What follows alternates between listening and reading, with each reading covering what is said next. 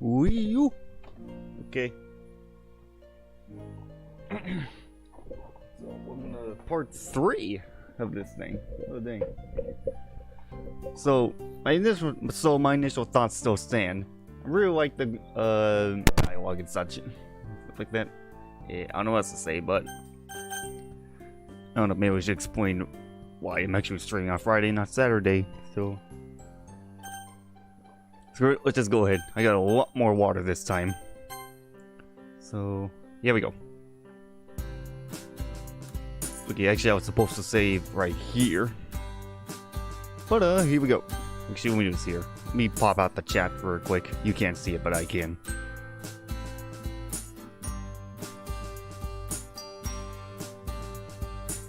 Should be good. I don't know. That's what happens. Alright. Here we go, I guess. It's the day of the festival. The preparations for the event should be nearly complete, given all the work everyone's put in over the weekend. I managed to carry all the cupcakes myself by carefully stacking 4 trays in a box. Natsuki is already texting up a storm, but I can't respond, thanks to my hands being full. I smile, putting my phone away. Her personality even shows her through texts. Funnily enough, I probably feel the same way as Natsuki about the event. I'm more excited for it to be over so I can spend time with Natsuki at the festival. So we got an actual route going on now, don't we? Alright. Hold on, I gotta put on pants.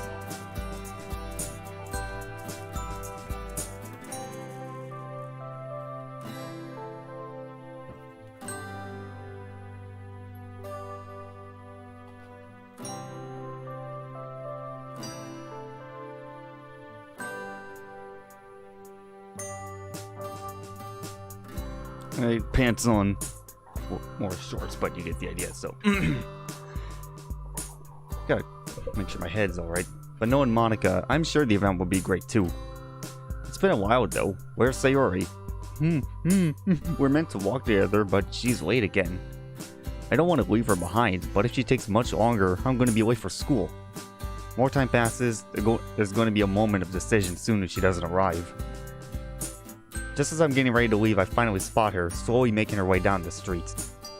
She's carrying a large sack in her hands, and I'm surprised she isn't running over to me. Ooh, okay, at least she's alive. That's one thing we can be grateful for at this time.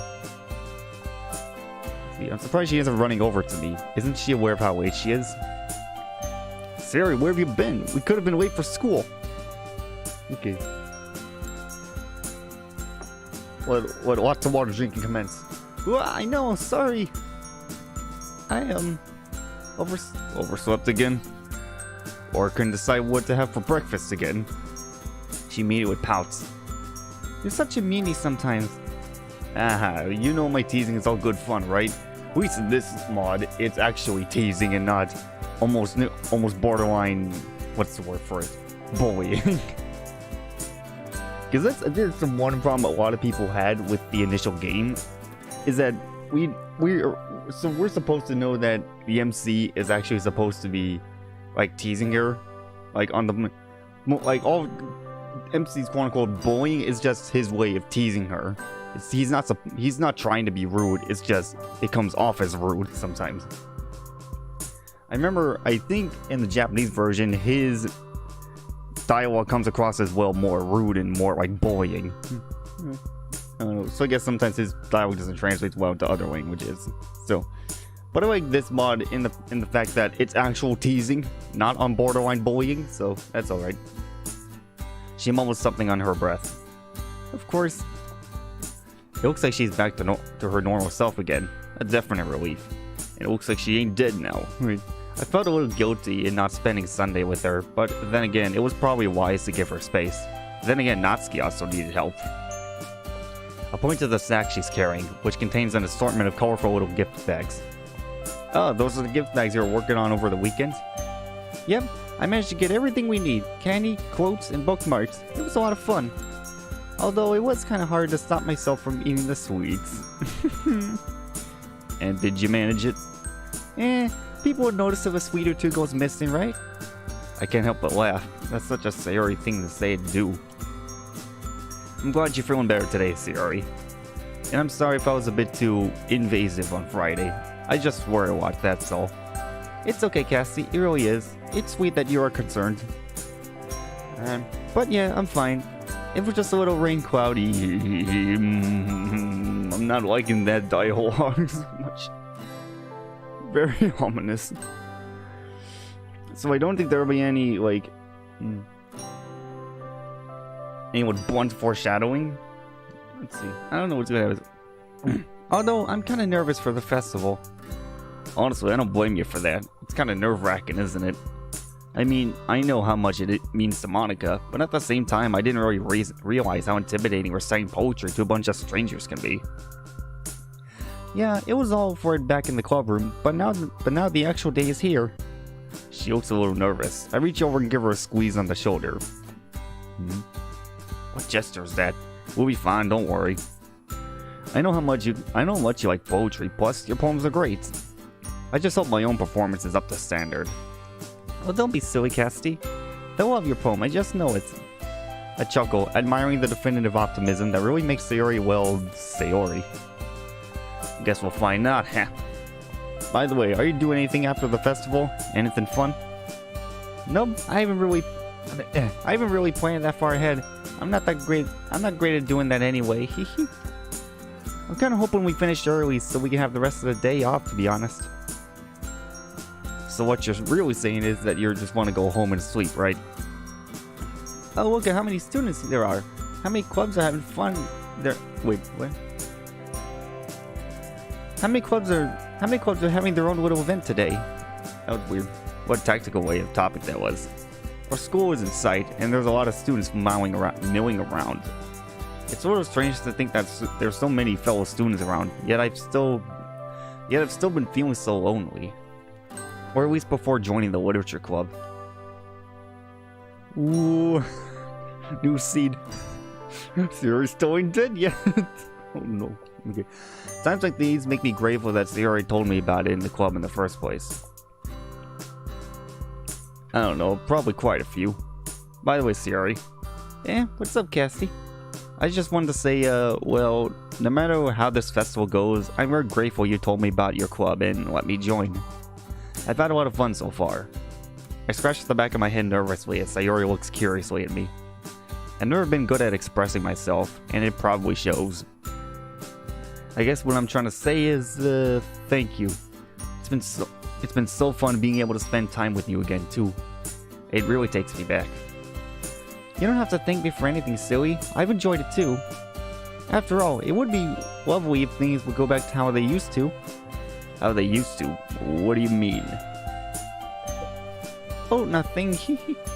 I have a strange feeling I know what she's talking about. Strange choice of words. What could she mean by this? I think you already know. As we enter the courtyard and make our way to our meeting room, she breaks the silence by giggling. Something funny? I just thought of a way to steal one of Natsuki's cupcakes without her realizing. Are you sure that's a good idea? Natsuki might be little, but you know better than I do that she can really... What is this dialogue? Natsuki might be little, but you know better than I do that she can be really fiery. Oh, don't worry about her. She might seem a bit mean on the outside, but she's harmless. Don't let her fool you. Well, I'd rather her than me. Cassie, Sayori. It's good to see you guys. Do you want to come and give me a hand? Monica's placing little booklets on each of the desks in the classroom. They must be the ones she prepared that has all the poems we're performing. In the end, I found a random poem line and thought Monica would like it and submitted it. So that's the one I'll be performing. Hey, do you guys want to check out the pamphlets? They came out really nice. Yeah, sure. I put down the trays of cupcakes I'm holding and grabbed one of the pamphlets laid on the desks. Oh yeah, they really did.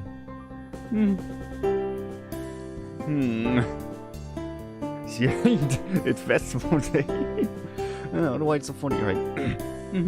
They look really pretty. Something like this would definitely help people take the club more seriously. Yeah, I thought so too. I flipped through the pages. Each member's poem is neatly printed on its own page, giving it an almost professional feel.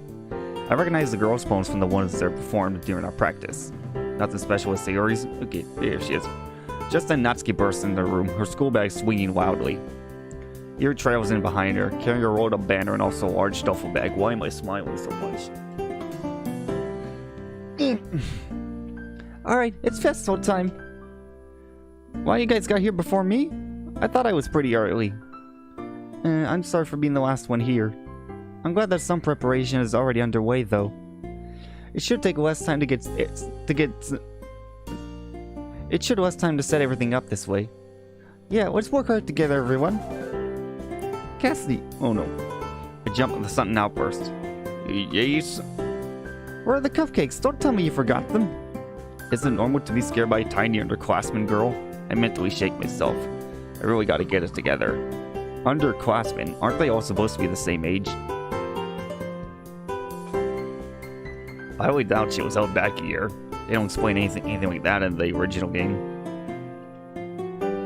Oh no, maybe at this point he still doesn't know her real age. I don't know, that's probably a bad thing. Relax, right here, just hold on a minute. I step over to where I put down the box of cupcakes and begin unpacking the trays. Don't leave them out so messily. Quite the bossy with a princess, eh? And if you wouldn't mind, Sayori, can you help me with these? Yuri gestures at her bag, to which Sayori nods cheerfully. I help Natsuki with the cupcakes while Yuri and Sayori start putting up decorations. Meanwhile, Monica continues putting down pamphlets. It isn't long before Natsuki has carefully rearranged the pumpkins in a neat formation. Looks really good if I say so myself. I'd have to agree. We made a pretty good team. Make a pretty good team. Yeah, hey Cassie, next time we do something like this, I can carry some trays too. Yeah, it's totally fine with me, and my arms are longer too after all, so I can carry more. Still, we're a team, aren't we? Perm. Alright. I gotta carry my weight too. I'm not some helpless damsel in distress, you know. Or helpless shoujo manga heroine. Hi, Mr. Canet. As I laugh, I glance over at Sayori and Yuri. They put a banner with an inspirational quote written on a colorful grading of the colors of the sky. A good writer possesses not only his own spirit, but also the spirit of his friends. While using gender-specific pronouns. Is that too PC of me? Probably. It feels a bit too exclusive to other people. Like when I say not only their own spirit, but also the spirit of their friends. I don't know. Ah, that's a quote by the German philosopher Friedrich Nietzsche. Wait. Nietzsche? I don't know. I need to learn German again, actually. He's had some very interesting thoughts, although there are some that I don't quite agree with. Oh, I think I've heard of him. As usual, Yuri outclasses me with her intellect. It seems that he's also hung up a curtain of origami paper tied to ribbons on the doorway. Upon closer inspection, each paper has a different kanji character written on it. Hey, it looks like you did something similar to Natsuki with your kanji curtain. Is that so? I'll have to take a look at what she's done after I finish setting up. She gestures to a few candles and a one-cylinder-shaped object. Is that the incense? Or... oh, there it is. You said that's an essential oils diffuser. Oh, that's what it is. Yes, it's for aromatherapy. One of my favorite contributors to a positive atmosphere. I'm excited to see how it works later. It looks like all the preparations are almost finished now. I feel like there is something missing though. Suddenly I notice a large bag sitting forlornly by itself to the side. That's Sayori's, isn't it? Sayori, did you forget to set up your part? I did. I'm dead. She rushes over to the bag and quickly empties it out. It's full of small, colorful bags tied shut with thin ribbons. Don't worry, I'll help you. We started organizing the goodie bags in neat rows on the desks closest to the door. I peek inside one of them as we do so. You can take a bag if you want. Inside the bag I find candy, stickers, inspirational quotes from poems on some sort of cardstock or bookmarks. Looks like there's a good mix of things in here. I choose only the best candy for the festival. And the best quotes. The best bookmarks as well. You bitch! We laugh as we finish up our task. I take a bag, fish out a candy, and pop it into my mouth. Sayori really does have good taste. A chocolate and toffee. What's toffee?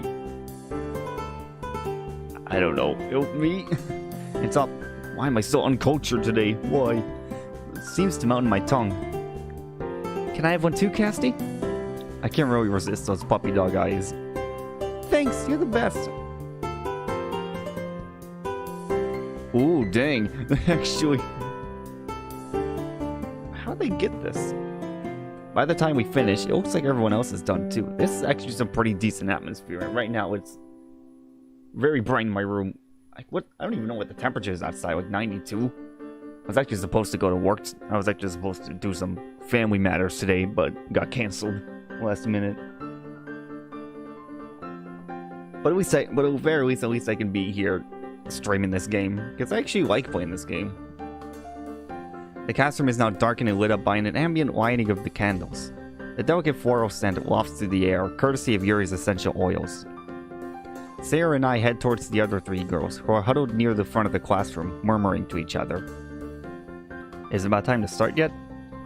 Oh, well, they got separate sprites for that. Almost. We wrote that we were going to start at 10 AM on our posters, and that's in 10 minutes. Are people actually going to show up for this? Don't be so negative. Some people have shown up already, and I'm sure that more will file in soon. You guys don't have to be worrying so much about it. I've got full faith in all of you. I've seen all your poems. It's been amazing watching each and every one of you find nurture your unique writing styles. She smiles encouragingly at each of us. To her credit, her words are helpful, even though I haven't seen part of this club for as long as the other three. Even Casty? Not Skeet. It was just a joke, jeez. Thought some humor would lighten the mood. Sorry, just trying to make sure everyone's in the best frame of mind before we start. That's really weird. Okay. It's okay, Monica. We all understand and appreciate that. Yeah, yeah, we know how much this club means to you. I want it to be a success as much as I do. Just as much as you do. I can't speak. Gonna put it better myself. Even though I've only been in this club for a few days, I felt really at home. Truth be told, I used to be kinda lonely. Knowing that I'm included in something with people like you guys always makes me feel better. I haven't told anyone about how lonely I've been feeling. I'm a little nervous about how they'll react. They all turn to me, varying degrees of emotion on their faces. Natsuki passively looks to the side, while Sayori and Yuri give me expressions of concern. Casty, I had no idea you felt that way. I'm sorry. I really hope we can change that. But I'm so happy you feel welcome here too. It's exactly what we wanted. Shouldn't there be a semicolon there? I agree. No one should feel alone. I know it's quite a difficult thing to experience. No drop frames. Dang. Why is all of a sudden Comcast being so nice to me? I feel a warm flush of gratitude at their words. Thanks guys, that means a lot. Also Monica, I told Sayori this earlier, and I figured you might appreciate hearing this. Well, no matter how the festival goes, I just wanted to say thank you to all of you. Thanks to you guys, that lonely feeling has disappeared. You've all been so welcoming and accepting and believe me. Wait, what? You've all been so welcoming and accepting and believe me. And believe me, I'm very appreciative of that. Okay. Weird wording, but I can understand what he's saying. So even if this event doesn't quite go as planned, just know that I really love it here, and I'm so glad Sayori told me about this club. If others don't like what we have here, well, it's their loss, right? The girls nod in agreement, smiling at me. I have no doubt my words would have such an impact, but I'm glad they did in the end. It feels so rewarding to be able to give back to the club for a change. Monica turns to me, eyes shining with appreciation. Am I still streaming? Okay, looks like... Okay, I am. Okay. Monica turns to me, eyes shining with appreciation. Thank you, Casty. You're right. Hearing those words from a newcomer really makes me feel like I've succeeded in my goals as president. After all, I wanted to create a place where people can feel comfortable and share literature, and what you've just said makes me feel like it was all worth it. She turns to face the others. See, guys? If we could show Cassie how amazing this club is, who's to say we can't show the other students the same thing? Don't see them as strangers, see them as potential club members. She's definitely got an inspiring way of words. Yeah, good thinking, Monica. What's the worst that could happen? Is that foreshadowing at all? I don't know if I want to be spoiled on that. Okay. Yeah. But if they say anything bad about my cupcakes, I'm gonna kill them. Kill. Some sort of mob mentality right here. What is this? Yuri giggles softly. I won't lie to you, I'm still quite nervous, but after hearing what you've said, Cassie, I realize there might be other lonely people out there. This club would be the perfect place for them. Yeah, we might even find more manga enthusiasts. Cat, what are you doing? Sleep? Okay. That's the spirit. Now let's go show the rest of the school just what the literature club is made of. As if on cue, a few people wander into the room, curiously looking around the room. I'm guessing one of them's Emmy. Monica confidently walks over and greets them. And so it begins. Monica and Sayori have greeted the newcomers and settled them at the desks throughout the classroom. Some people are already helping themselves to cupcakes, and I noticed Natsuki keeping an eye on them. Meanwhile, Yuri is nervously looking through a pamphlet. I can see her soundlessly mouthing the words to her poem. Now that I think about it, I should be getting some extra practice in as well. Oh. Dude. Stop what? Sorry, I just saw those right now. Stop what? I don't know what you're talking about. Before I can do so, though. Cat, what are you doing? So though, Monica heads back towards us with Sayori in tow. Showtime, everyone. Let's do this, guys. Time to get this over with. I can do this. Oh no. Okay, we group up and stand together at the front of the classroom. Monica steps up to the podium and clears her throat, drawing the room's attention to her. Okay, everyone. Welcome to the Literature Club's poetry performance. My name is Monica, and as some of you may know, some girl sitting near the front of the classroom waved at her. Girl, okay, I gotta expect that. And I'm the president of the club. Accompanying me is Vice President Sayori. Hey guys. And the rest of our club members, Yuri, Natsuki, and last but certainly not least, Casty. We all wave back to the students with varying degrees of enthusiasm. I hope that you all enjoy our poetry, and that we'll be able to help contribute to a memorable festival. What's wrong with my voice? I need more water.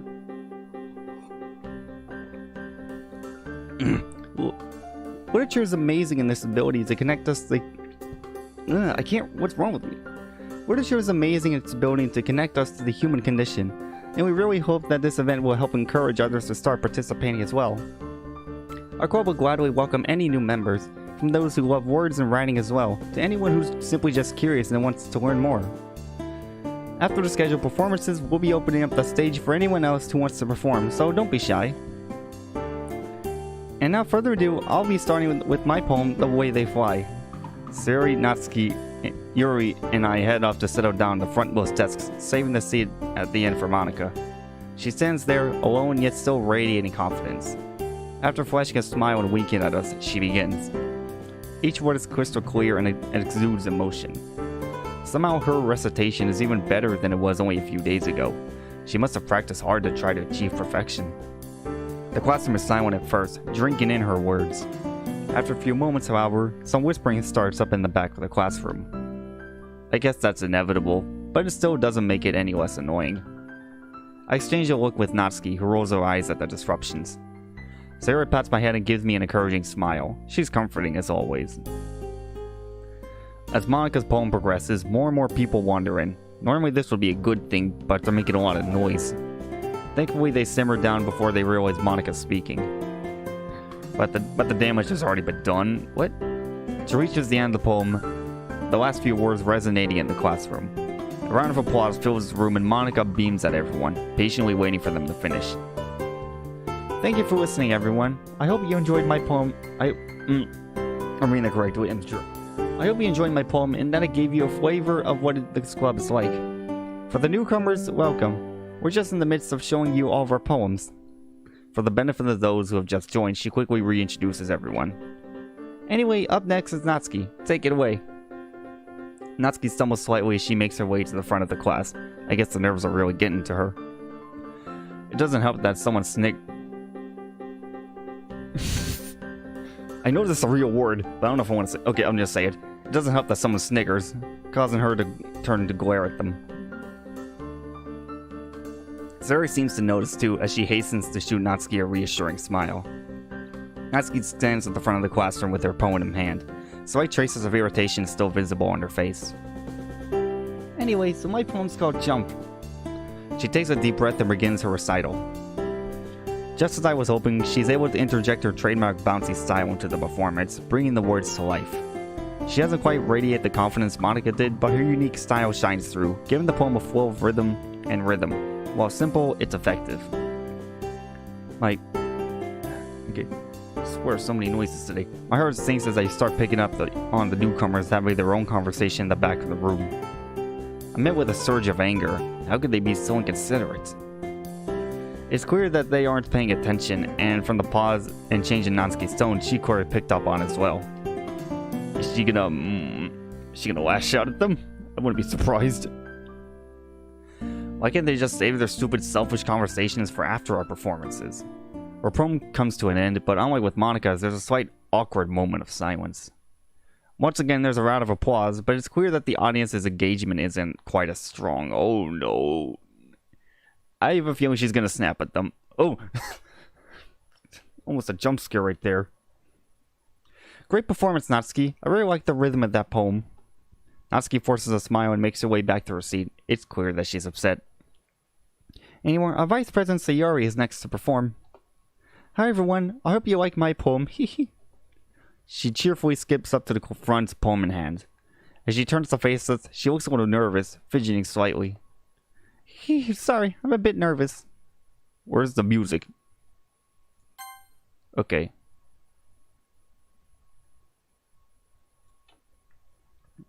Is it done? Okay. It's okay, Sayori. Just remember what we've practiced. I've got full faith in you. Where's the audio? That's weird. Yeah, you've got this. This one's called My Meadow. Okay, there it is. Okay, let me actually turn it down a bit. Thought it was bugged for a second, or I couldn't hear it. She begins her poem. Her soft voice guides us through the recital, and there's a remarkable contrast between her cheerful inflection and the more bittersweet nature of the words. Out of the corner of my eye, I notice people casually flicking cupcake wrappers onto the floor, along with candy wrappers lying on the tables. Oh no. Worse still, the talking is getting louder and more noticeable. Monika looks around at the perpetrators, frowning at them. One of the students lets out a long yawn, making absolutely no effort to hide it. Another student picks up one of the quotes and nudges to their friend. They both frown and laugh at the message, and I get the horrible feeling it's more the mocking kind of laugh. Oh, this is what I was expecting. Okay. At least there you get a not so subtle hint of reality right there. I think as Natsuki or Monika said, it would like literature and probably poetry itself isn't very eye-catching. So I don't know if I'd say this is expected, but I didn't know this mod will straight up say it. Okay. At this point, I'm seeing red. Right. If we weren't in this school, I would have punched these inconsiderate pricks by now. Oh, you ain't being born about it, are you, man? Okay. No one should be this rude to Sayori. She's probably the sweetest person I've ever met. Despite the now obvious disruptions, she's still trying to her best and is making a real effort to continue. To her credit, her performance is still commendable. She manages to work the contrast of her enunciation against the words in her favor. And that's an interesting depth to the poem. I love to see more of this side to her. She brings the performance to a close, hands shaking slightly. Lovely poem, Sayori. You really brought that one to life. Thank you. Yeah, don't mind the pricks. Wait, showing up. Something's off with her voice. It's how she was on Friday. Oh no. Monika stands up, turning to address everyone in the room. Just a polite reminder that would be much appreciated if everyone could give our poets some respect while they're performing. Monika looks certain, while Natsuki looks positively furious. Thank you. Now the stage is all yours, Yuri. Natsuki's looking terrified at this point. Sarah gives her a reassuring smile and I lean over, whispering into her ear. It's free real estate. That's okay, bad. Okay, you've got this, Yuri. Just pretend like it's only me, Natsuki, Sierra, and Monica. I can't do this, Cass. Is the music slowing down? Yes, you can. I believe in you. I've seen how passionate you can become when you talk about Portrait of Markov. About that, I took her out where I never knew Yuri's book name. Wait, no. What's the... I get it. Wait, see, I took her out where I never knew the book that Yuri was reading. The name of the book Yuri was reading. I love that. I love seeing that side of you, because, like you said, this club would be the perfect place for any of these people. We just don't know it yet. She swallows nervously, nodding at my words. Okay, thank you. She rises to her feet, palm clasped firmly in her chest and avoiding eye contact with everyone as she walks up.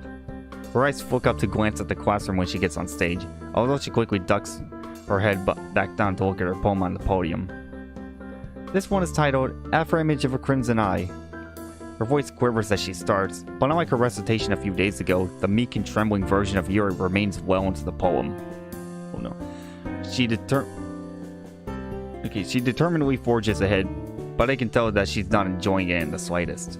The rest of the class are momentarily subdued by Monica's words, soon begins to grow louder again. After a few lines of her poem, they are even more unruly than before. The crinkling of wrappers fills the air, and at a few points Yuri is almost drowned out by others' voices. I catch a few people getting up and leaving the classroom, and by the slight hitch in her voice, it seems that Yuri's seen them as well. Her eyes stay glued to her poem now, and it looks like she's trying her hardest to ignore everyone. Oh no. One boy quietly wolf whistles at Yuri, causing her to jump lower and lower her head even more. What is wrong with these people? Okay, I know they're high school students, but still. Okay, she's practically shaking like a leaf. This is absolutely disgusting behavior, and I open my mouth to say something. Suddenly, Natsuki stands up, a loud scraping noise from her pushing away from her desk, drawing the attention of the students. Oh no, yep, she snapped. I'm freaking sick of this. How can you just be so rude? We're all trying our best to show you something amazing here, and you're just going to stomp over our hard work like that? Unbelievable. I can't even understand how people can be this arrogant and just this plain terrible. I didn't want to interrupt you, Yuri, but I can't stand it anymore. Yeah, I didn't even get to perform yet. You might as well leave if you aren't going to be... You might as well leave if you aren't even going to pretend to pay attention. There's complete silence for a beat. Boy. Okay. Oh, we came for the food anyway. Let's go, guys. Oh no. Oh no.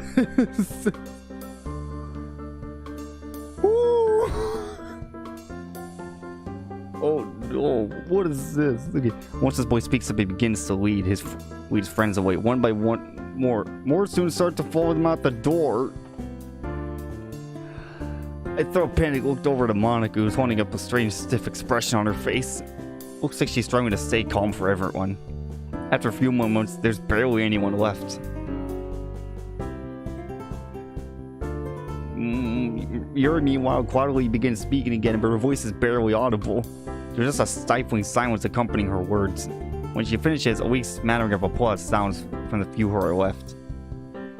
She unsteadily steps down from the stage, a blank look on her face. She won't look at any of us either. I'm worried about her. I'd be worried too. How is this going to play out? Oh no. Okay. Monica's voice cracks as she speaks up. She's still trying her best to see us. She's still trying her best to see us through this. What? I don't think any of us could have predicted that it would have turned out this way. Thank you, Yuri. You did wonderfully. I'm sincerely sorry for all the disruptions and sheer arrogance he had to endure. Those kinds of people really are the worst. For those of you who are left, I want to thank you all for staying and apologize as well. This is definitely not a normal occurrence for the Literature Club, I assure you. Well, let's finish this off with Casti then. With a heavy heart, I slowly get up and walk onto the stage. When I get to the podium, I'm appalled by the sight of the classroom. How many people? Oh, no, not just people. Oh. Candy and cupcake wrappers are strewn across the floor, and quote cards lay tossed about, with many of the cards now featuring shoe prints over the words. Am I in middle school right now? Who behaves like this? I'm not saying I went to a prep school or anything. I went to a normal high school, like a whole bunch of other people, but even still. Oh, hey, how you doing, man? Welcome.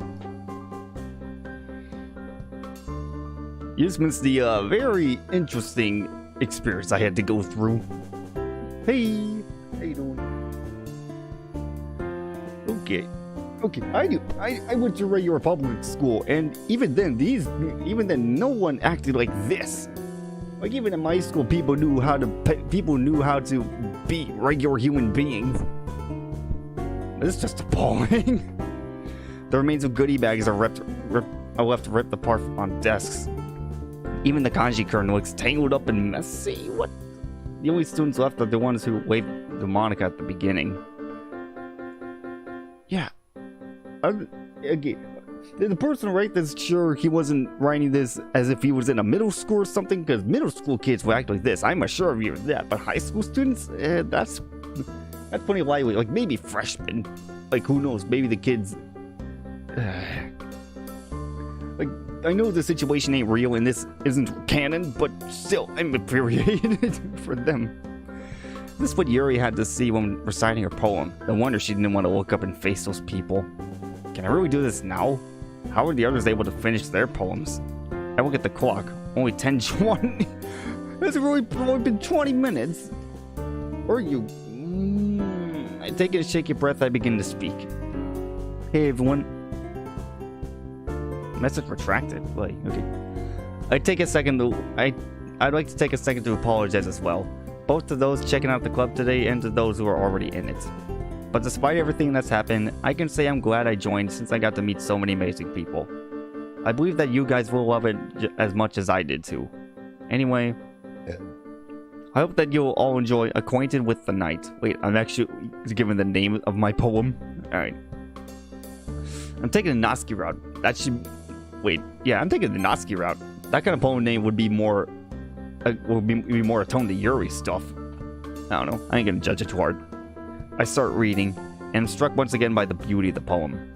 Your own poem? How narcissistic can he be, man? The loneliness and isolation conveyed so accurate. Oh no! Oh wait, no wonder he didn't write the poem. He just found it somewhere. The loneliness and isolation conveyed so accurately. I can relate to a lot of these feelings. I won't be as good as the others at reciting, but I can only hope that I'll be able to do the poem justice. Thoughts of doing both the poet and the club proud strengthened my spirit, and I managed to fight through the depressing mood. The quiet of the classroom suits the lines of the poem well, and my recital seems to fly by rather quickly. Alright. Excellent performance, Cassidy. What a great way to round off the event. As I step down from the stage, Monica stands up and addresses the room. Thank you all for coming and staying. I truly appreciate it from the bottom of my heart. That's it for the scheduled recitations, but you guys are free to stay and hang out if you want. There's an awkward silence for a few moments, and the remaining students start to stand up. Shielding. Oh yeah, that's another student. Wait, there's another student like shown in the... What is it? The trailer. I haven't seen her yet. Oh, okay, I remember now from the reading the website. Okay, let's just continue. Hey Monica. Oh, and you too, Cassidy. I didn't know you were in the club. The girl standing before us is actually my homeroom's class representative, Shiori. Given that both she and Monica are class reps, they're probably friends. Yeah, I only joined the club, but I only joined about a week ago, so... Oh, I see. Yep. Hey, the way you guys were treated was seriously awful. It's fine. Thanks for staying. Either way, sorry about everything, Monica. I'll check out the club sometime. She gives us a small commissionary smile, and I'm torn between wondering whether everyone's pitying us or sympathizing with us. They'll start to file out of the classroom after a few more goodbyes. Monica keeps a strange smile plastered on her face. Meanwhile, Yuri has her head buried in her arms on the desk. In contrast, Natsuki is staring straight ahead, gritting her teeth, and Sari looks down at her desk. picking up a spot of the varnished wood.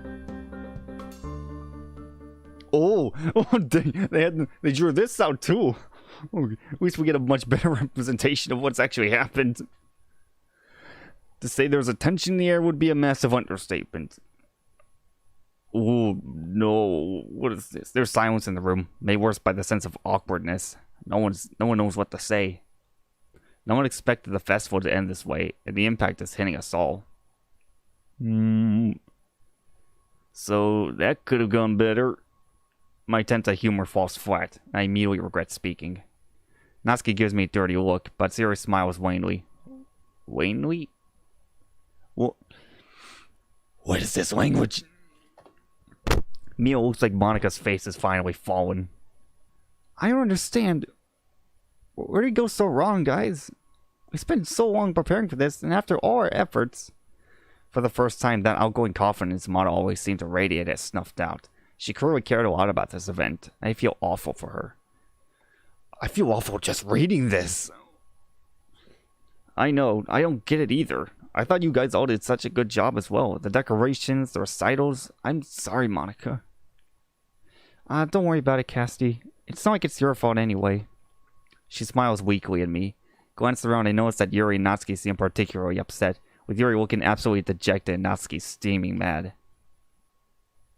Oh no. We'll get another outburst here. I don't know if I'm expecting, what is it?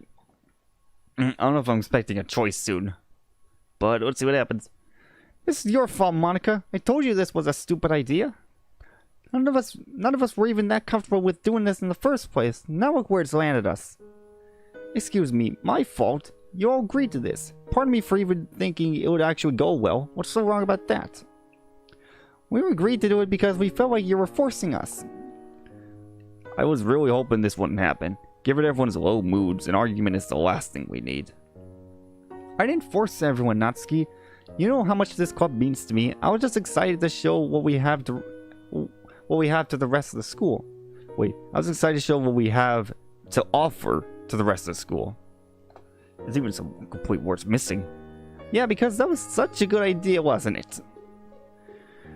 I'm really starting to get sick of your constant sarcasm, you know? Why could you just try... Okay, no. Oh, it's Monika. I'm really starting to get sick of your constant sarcasm, you know? Why could you just try being positive for once in your life? Gee, it's funny you should say that, because I'm already starting to get sick of your self-righteousness, know-it-all attitude. We told you this was a bad idea, but no. You just had to insist on this, even though no one was happy with it. It was for a reason. Look how much Casti enjoys it here. Is it really so unreasonable to think we could have found someone else like him? We could have found someone else like him. Or is that just too positive for you to even fathom? Oh no, now she's lashing out. This is awful. The other students were bad enough, but now Monika and Natsuki are going at each other's throats. Gonna bet everyone was humiliated. All we consider all those... She struggles for a moment, her anger inhibiting her ability to speak. Those assholes were. To all of us. They didn't even give a damn about anything we had to say. What did that one prick say? He was only there for the food? Yeah, I think that got to her the most, actually. All that hard work just for what? Nothing. She angrily kicks one of the desks. The loud noise jolts Yuri, who looks up with tears in her eyes. Please, Natsuki, can you calm down? Don't tell me you're taking her side, Yuri. You had experienced the worst of it. I don't get why you're not mad either. Just more humiliated. Okay. Natsuki, there's no point in being angry at Monika. She didn't want this to happen. She had no idea people would react this way.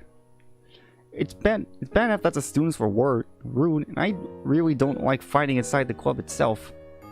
Yeah, but if Monika just listened to us...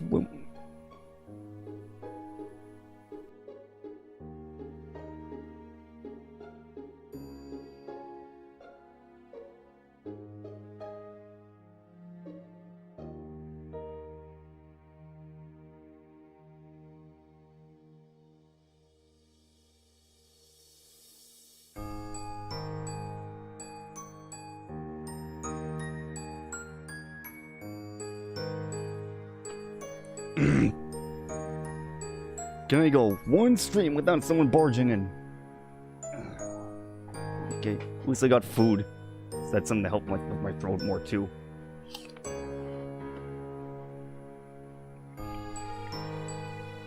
How long am I to stream? 49 minutes. Oh dang it. I got fresh food right here. What am I supposed to do with it?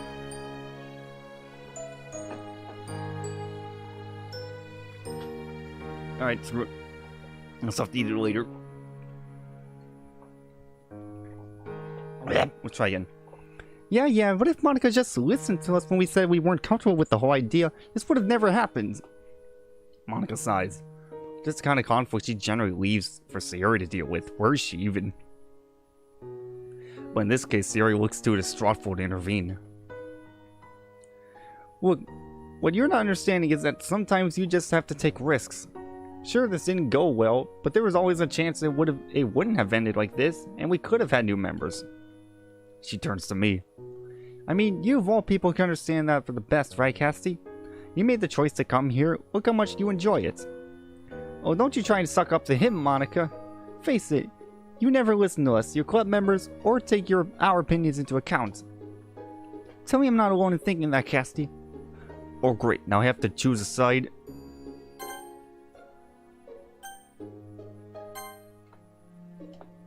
I really don't want to do this. I desperately look at Yuri and Sayori. But both are too upset to want to get involved. Oh no! No! Okay.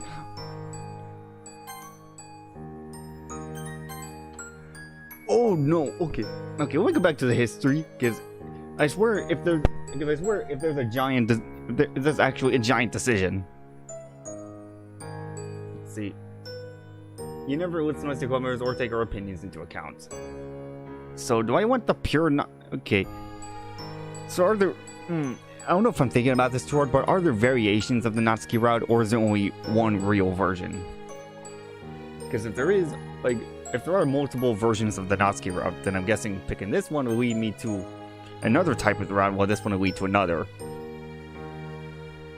However, personally, I think Monica's side is better. You have to take risks sometimes. Meanwhile, Natsuki seems to feel that her version of taking risks is not. That her version of taking risks means not listening to her members.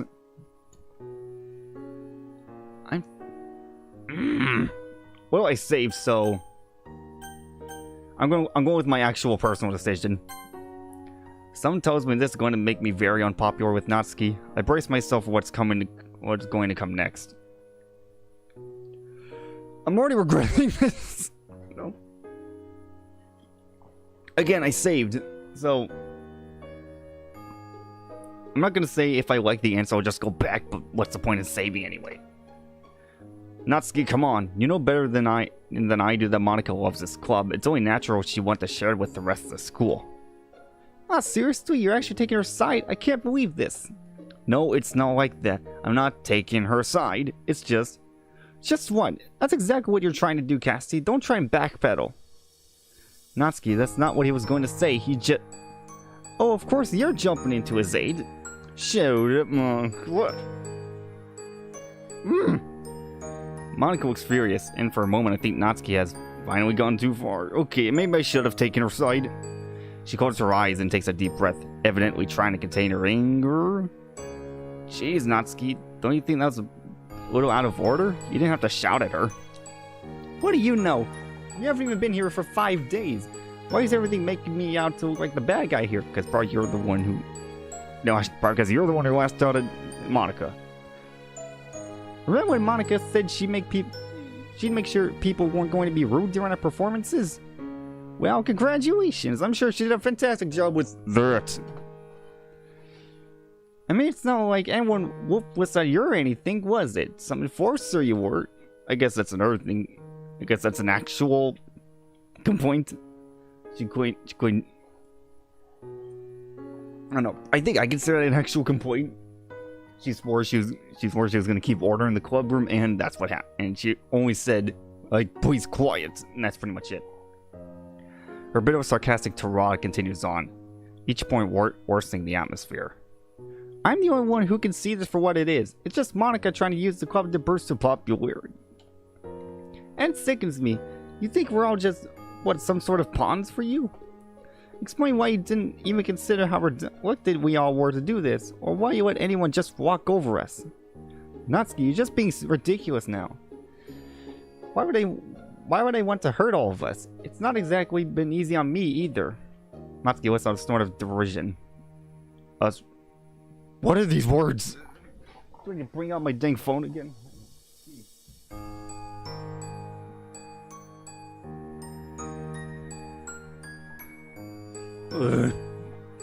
What are these words they're using? Like, I'm sure there's almost no other word that can express exactly what this is. I don't know, let's just see here. Can I? Derision. No. What? Is it not here? Okay, I'm thinking... What is this here? Okay, try again. Derision. It thinks I'm saying the reason. Okay, let me type it in then.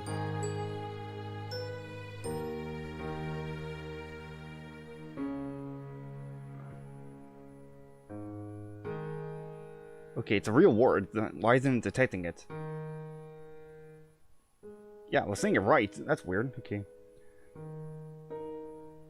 Let's see. Act of treating with disdain. Something to be derided. A laughingstock. I forget the word disdain. I swear I'm not uneducated. I feel contempt or scorn.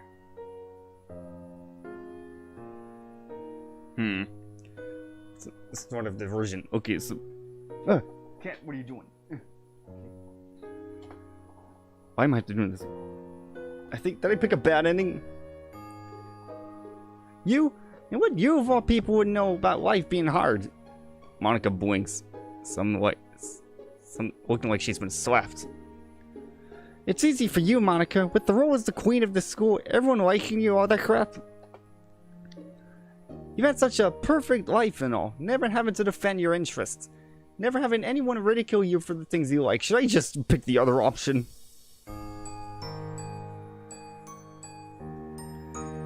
I'm really considering just going back and picking Natsuki. I share a classroom with these assholes, you know, and you can't bet they're gonna have a lot of fun telling everyone else about how much of a loser we all are. And guess what? It's all because of you. I can practically hear the venom dripping from her words at this point. It's absolutely horrible. Face it, Siri should be a better president. What is this statement? Siri would be a better president you could ever be. That's the once more. AKA, you make a pretty terrible president. But this time it's a million times worse. The fire in Natsuki's eyes is blazing, and quiet sobs can be heard from Yuri. Sarah is miserably hugging herself, looking completely lost for words. I feel sad, why? Monica is wearing a stony expression on her face, looking both enraged and heartbroken. The whole couple waits for a reply, and the bombshell Natsuki just dropped on her. But without a word, Monica turns to her heel and walks out the door, the impact of Natsuki's words hanging in the air behind her. No one knows what to say. For a few moments, the heavy silence remains. We all exchange looks. Yuri is meekly wiping her eyes on her sleeve, and Sayori is standing around awkwardly. Natsuki, on the other hand, is refusing to meet anyone's gaze. She looks like she's regretting her words a little bit. Guys? Please, can we make sure that never happens again? It was awful. It was horrible to experience, to say the least. Without Monica to restore order to keep things going, the club suddenly feels very aimless and disorganized. Natsuki, I know you're angry, but can you please find Monica and apologize? But... please, I know you're feeling a bit guilty over what you said. After all, you were a bit mean. Natsuki grumbled something under her breath. Nah, it's okay. I'll go and find Monica. No offense, Natsuki, but I don't think she'd particularly want to see you right now. I wince as the words leave my mouth. There's probably a more diplomatic way of saying it. Natsuki glares at me. Fine. As I turn to leave, I silently motion to Yuri and Sayori to try to talk to Natsuki. Sayori nods and Yuri nervously swallows. Or, who knows, maybe this is actually the better route.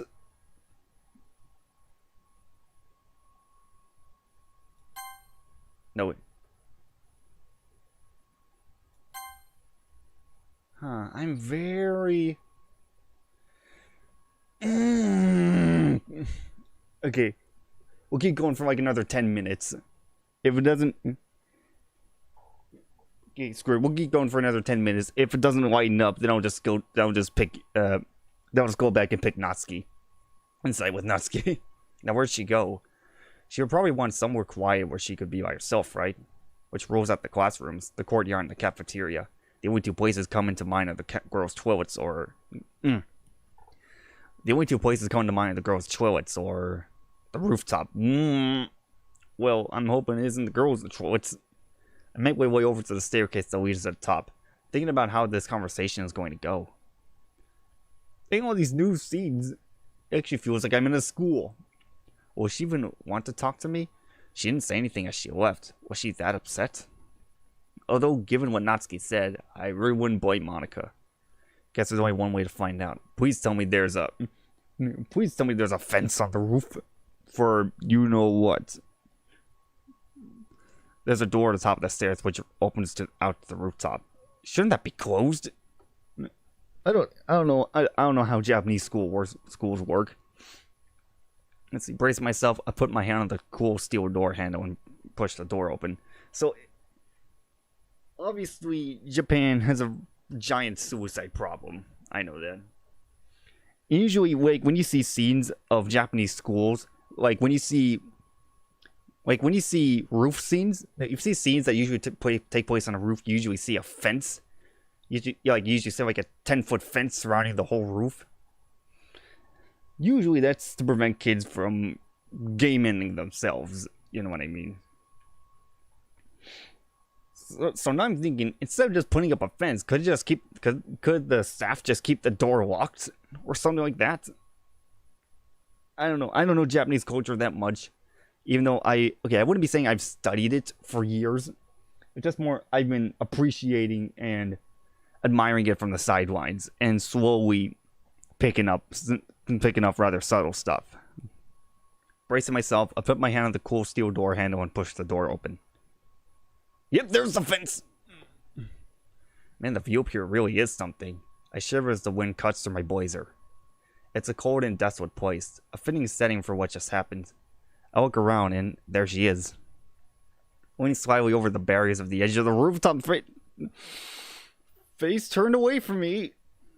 Not a peep sounds from her. Not even when the wind slams the door behind me closed. Monica? No answer. I slowly approach her, making as low noise as possible in some illogical attempt to not scare her away. You looked pretty upset, so I thought I'd come find you.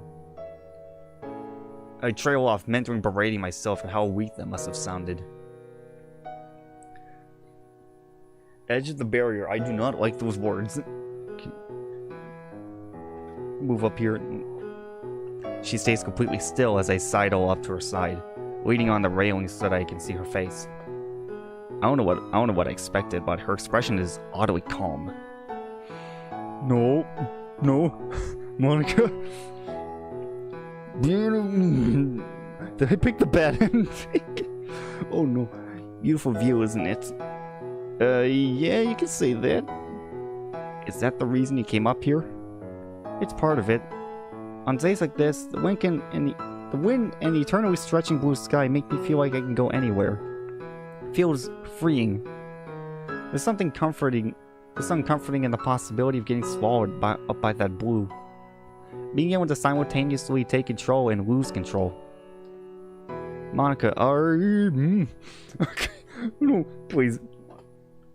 Well, I know I know that you're obviously not okay. But I'm gonna ask you if you're okay. Wait. But I'm not asking if you're okay to know if you're okay. I'm gonna ask you if you're okay so that you can choose to talk to me about whatever you want to give you an opportunity to open up. So, are you okay? A thin smile appears on her face. Progress?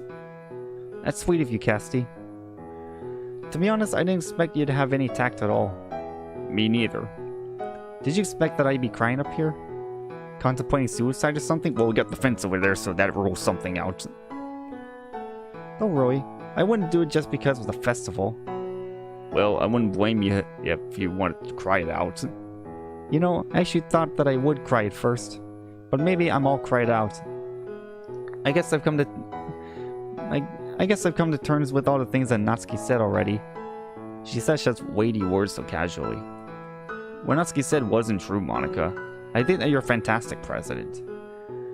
I used to try to give less empty words after she arches an eyebrow at me. And I'm not just saying that to cheer you up either.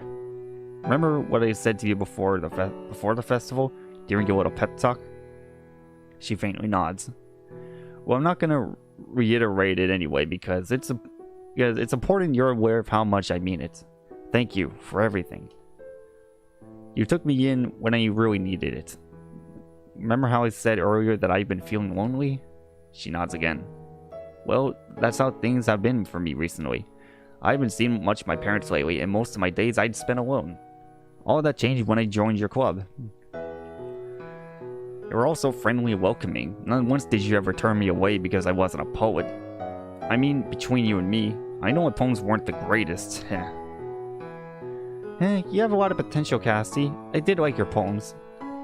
Well, I'm glad you think so. But anyway, that's beside the point. You accepted me for who I was and was always willing to help me to accidentally trigger a Monica route. I don't know, actually. Because the original creators of the mod did say they couldn't get the Monica route out in time. So, who knows? Actually, I should probably check that. Oh, yeah, actually, yeah, let me check that. Let me check if there's a new version out. About characters.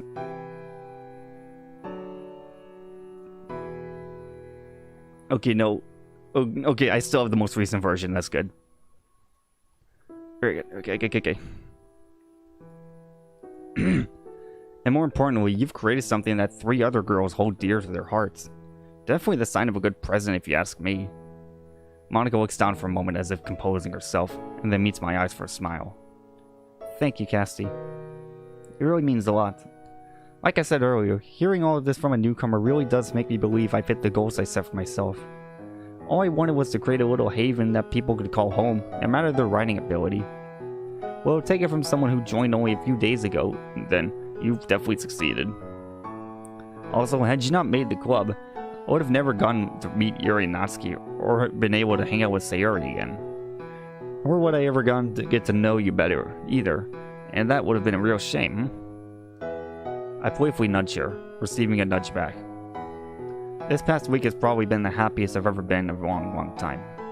And that is all thanks to you. We share a smile. Once I'm now sure it's completely genuine on Monica's part. I really don't know what to say. It's okay, seriously. I just wanted you to know how I felt. Anyway, Natsuki was a bit out of the order with her words, but honestly, I don't think she meant it. I guess tensions were just running really high, and you know better than I do how fiery she could be. Yeah, I know she was just really upset, but hearing those words, it hit really deep, you know? I tried telling myself not to take her words to heart because I knew she was just upset. But it was that line about Sayori being a better president. I don't know why it got under my skin so much. It was just spite, Monica. People say awful things they don't mean when they're upset. Sayori and Yuri are talking to her now. I get the feeling she wants to apologize, but doesn't know how to.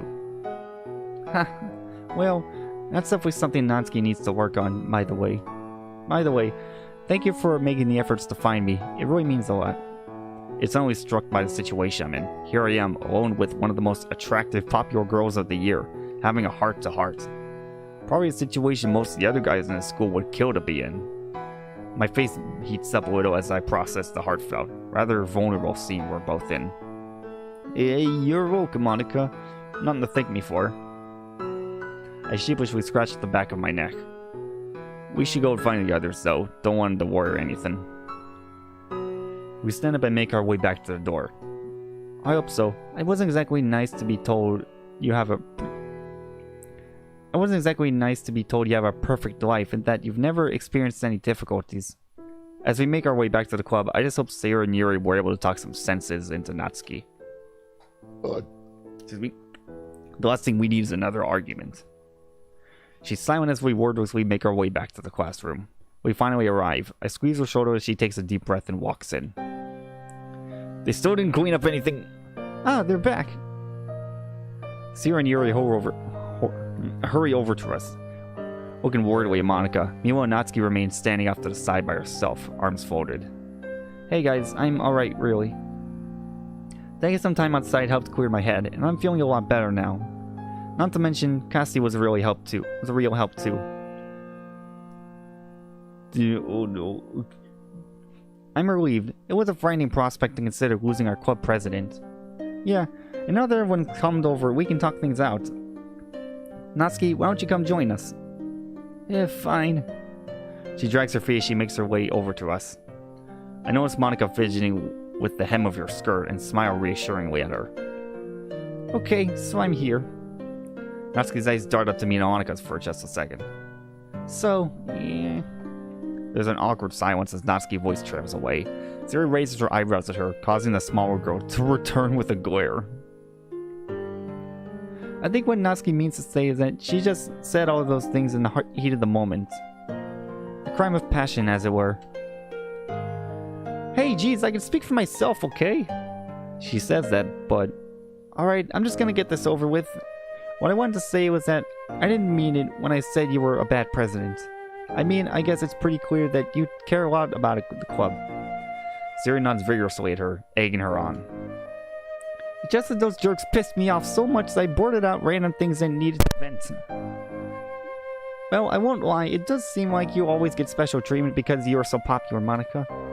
But then again, I wouldn't know how you have to... I wouldn't know what you have to go through. You're on a totally different level from the rest of us. Natsuki. Anyway, that's all I guess. I've been assuming you as a friend. I've always seen you as a friend, and I hope that you'll still be able to see me as one too. Was this actually the right decision? I have no idea. There's tension in the air once again as we anxiously wait for Monika's response. Natsuki shifts back and forth on her feet, looking like she almost wants to run away from the scene. Thank you for saying that. I'm not gonna lie either, your comment doubting my presidency hurt. It's definitely not true though. You're a great president, Monika. Yeah, you brought us all together. Without you, we wouldn't have become friends, and I would have been introduced to the world of poetry. I agree. It's an amazing feeling to be able to talk to like-minded individuals. Yeah, as far as presidents go, we could definitely do worse. Is that a bad thing to say? And so what if you nudged us into the festival? I guess it's only normal for the president of all people to want the club to grow.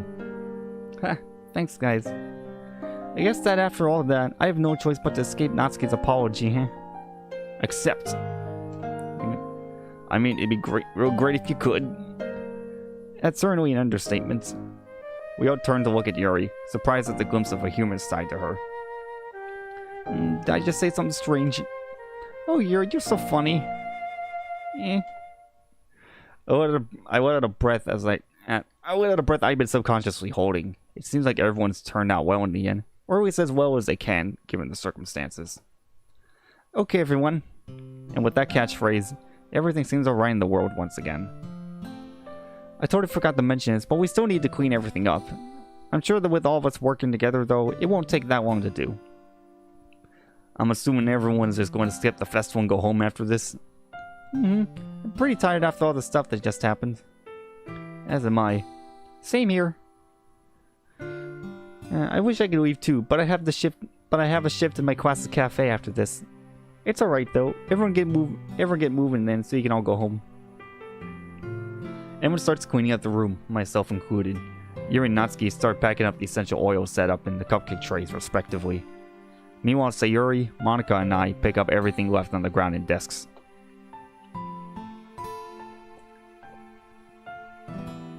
It's like we're erasing all trace that the festival ever happened in here. Although, I can't help but think that there's still lingering tension in the air, despite Monica's cheery expression. I have a feeling that Monica might just be putting the club before herself in this case. But the only thing I can do now is hope that everyone will feel better tomorrow. It'll be pretty nice to get home from school early for a change and be able to relax. Although now I think about it, I really only have anime and video games to look forward to. Welcome to the life on Otaku, my buddy. Okay, I guess that everything that's happened today is going to be plaguing my mind tonight. It's going to be plaguing theirs too. Especially Natsuki's and Monica's. I get a breather. I need to eat now.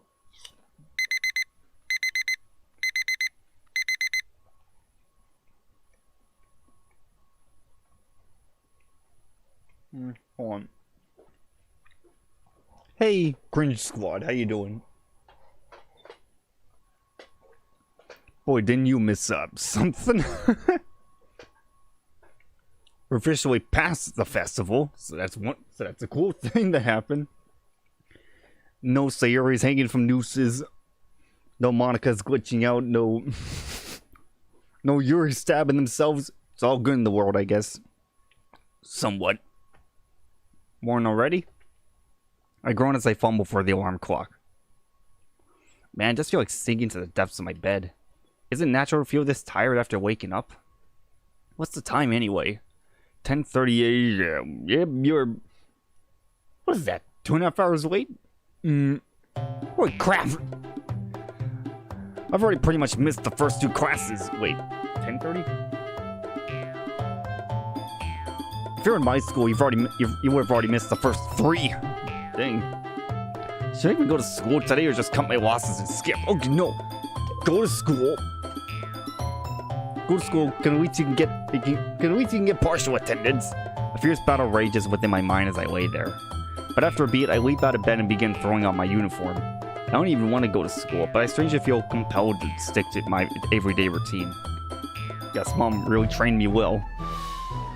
No tiny breakfast today. To be honest, I'm usually too lazy to cook anything anyway. It's 10:39 a.m. How'd it take you 9? Okay, you probably had showered. I'm making good time. Hold on. It said... What? It ain't Saturday. Wait, no. It's Monday, isn't it? Wait. What? I'm confused. Wait. Okay. So last day was a Monday, the festival. Was it? I have no idea. Okay, time's confusing right now. As the realization hits me, all the nervous tension drains out of my body, leaving me slouched over and exhausted. Now that I'm already out of bed, I might as well do something productive today. Although I'll have to get changed in my normal clothes first. At least there's no school to get through today, although unfortunately the Literature Club is feeling the effects of the festival. Thankfully the awkward atmosphere is only subtle, but even I, a newbie, can see that everyone has been treading on eggshells. Should be walking on eggshells? I don't know anymore. I really do hope that things can eventually get back to normal, but at this rate I could easily see everyone drifting apart. Monica hasn't spoken to me about things yet either. Okay, so we have to assume... we've already spent the rest of the weekday just doing stuff, I guess. Maybe. I meant to talk to her about the festival argument the day after, but just couldn't figure out a way to confront her about it. Okay, that's what happened. It just skipped a few days. It's probably just me being too reluctant to bring things up, but I never really found the right time to talk. I should get out of the house for once and stop thinking about these things. It'll be a nice change of pace from staying on my computer all day. Gotta get rid of that pastry, pale complexion. Heck. What's this? We're talking going on in broad daylight. Hey, this is a rare sight to see, even in Japan. At least the weather isn't bad today. It's a regular sunny day. Not too hot, not too cold. It's just me, my bag, and... Come to think of it, I don't even know where I'm headed to. How about downtown? See a movie, go get a coffee or something. I don't know. Be somewhat social. But if I want to be productive today, the library is probably my best bet. Okay, you're just... That's sad. The closest one also happens to be near school, so I might even see some people I know there. Hopefully I can get some work done, but knowing me, I'll most likely procrastinate anyway. Ooh, new scene! Again, it feels like we're in an actual school. The refreshingly cool air sends shivers on my spine as I step inside. It seems to be a bit slow day for the librarians. Well, most people are probably out enjoying the sunny day instead of wasting away indoors. I shrugged to myself. Knowledge is power, right? Knowledge is for nerds. While everyone else spent their days frolicking inside, I studied the books. To be honest though, I haven't studied for the exams yet at all. Every time I try, my mind wanders back to the festival. Coming here was the right choice. If I was trying to work at home, the usual, I just get in a bad mood and slack off again. Like usual. Hell, I can't help but think about it now. I wonder how everyone else is doing. Maybe we'll try to ask about it again during the next club meeting. As I scan the empty tables for the optimal seating position, I spot a familiar white ribbon perched atop a ponytail. White ribbon. Emmy? I've expected that Monica would be out with her friends, but then again, she is an honors. Oh, white ribbon. It's Monica. Oh, dang, oh, we're getting actually new sprites. It's pretty cool. Oh, hey, Monica. Hello, Cassie. She smiles and as polite as ever, but it doesn't seem like she's very talkative at the moment. Didn't expect to see you at the library. Well, I had to study, but didn't think I'd be able to get anything done at home. Oh, is that so? I might not be the most observant guy around, but she seems like she wants to be alone. Way to go, me. Anyway, I'll see you later. Bye. Well, that could have gone much worse. It was like talking to a brick wall. Oh no. To be honest, I'm not sure if she's actually being frosty or am I just overthinking it. Although she might just be busy and studying right now, in which case I probably shouldn't bother her anymore. Suddenly I don't feel like studying. But since I'm here, maybe I should do some reading. I pull a portrait of marker out from my bag. I did not take a year. Again, didn't take the Yuri route. So I don't even know where I got the book. Wait. Oh, no, oh, I remember now, dang it. I think it was like day...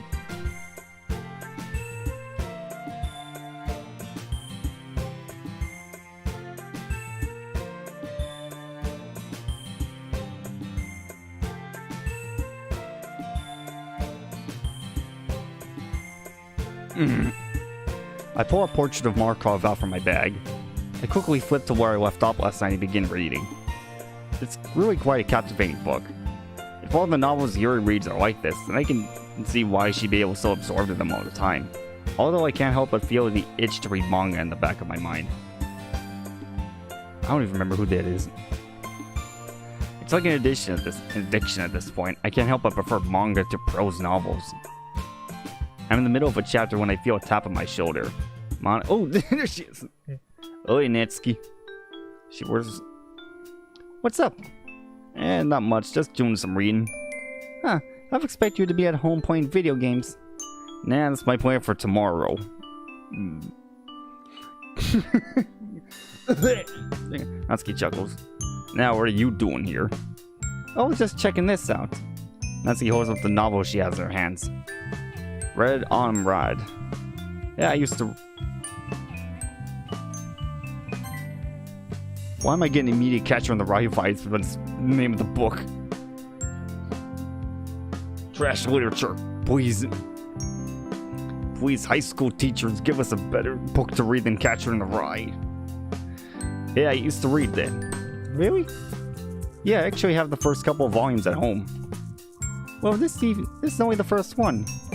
Actually, do you want to borrow my manga then after you're done? I mean, it's not like you really need to do that since I can just go to the library. Oh, so you're set. But it is more convenient to do that, because I won't have to walk all the way here. So...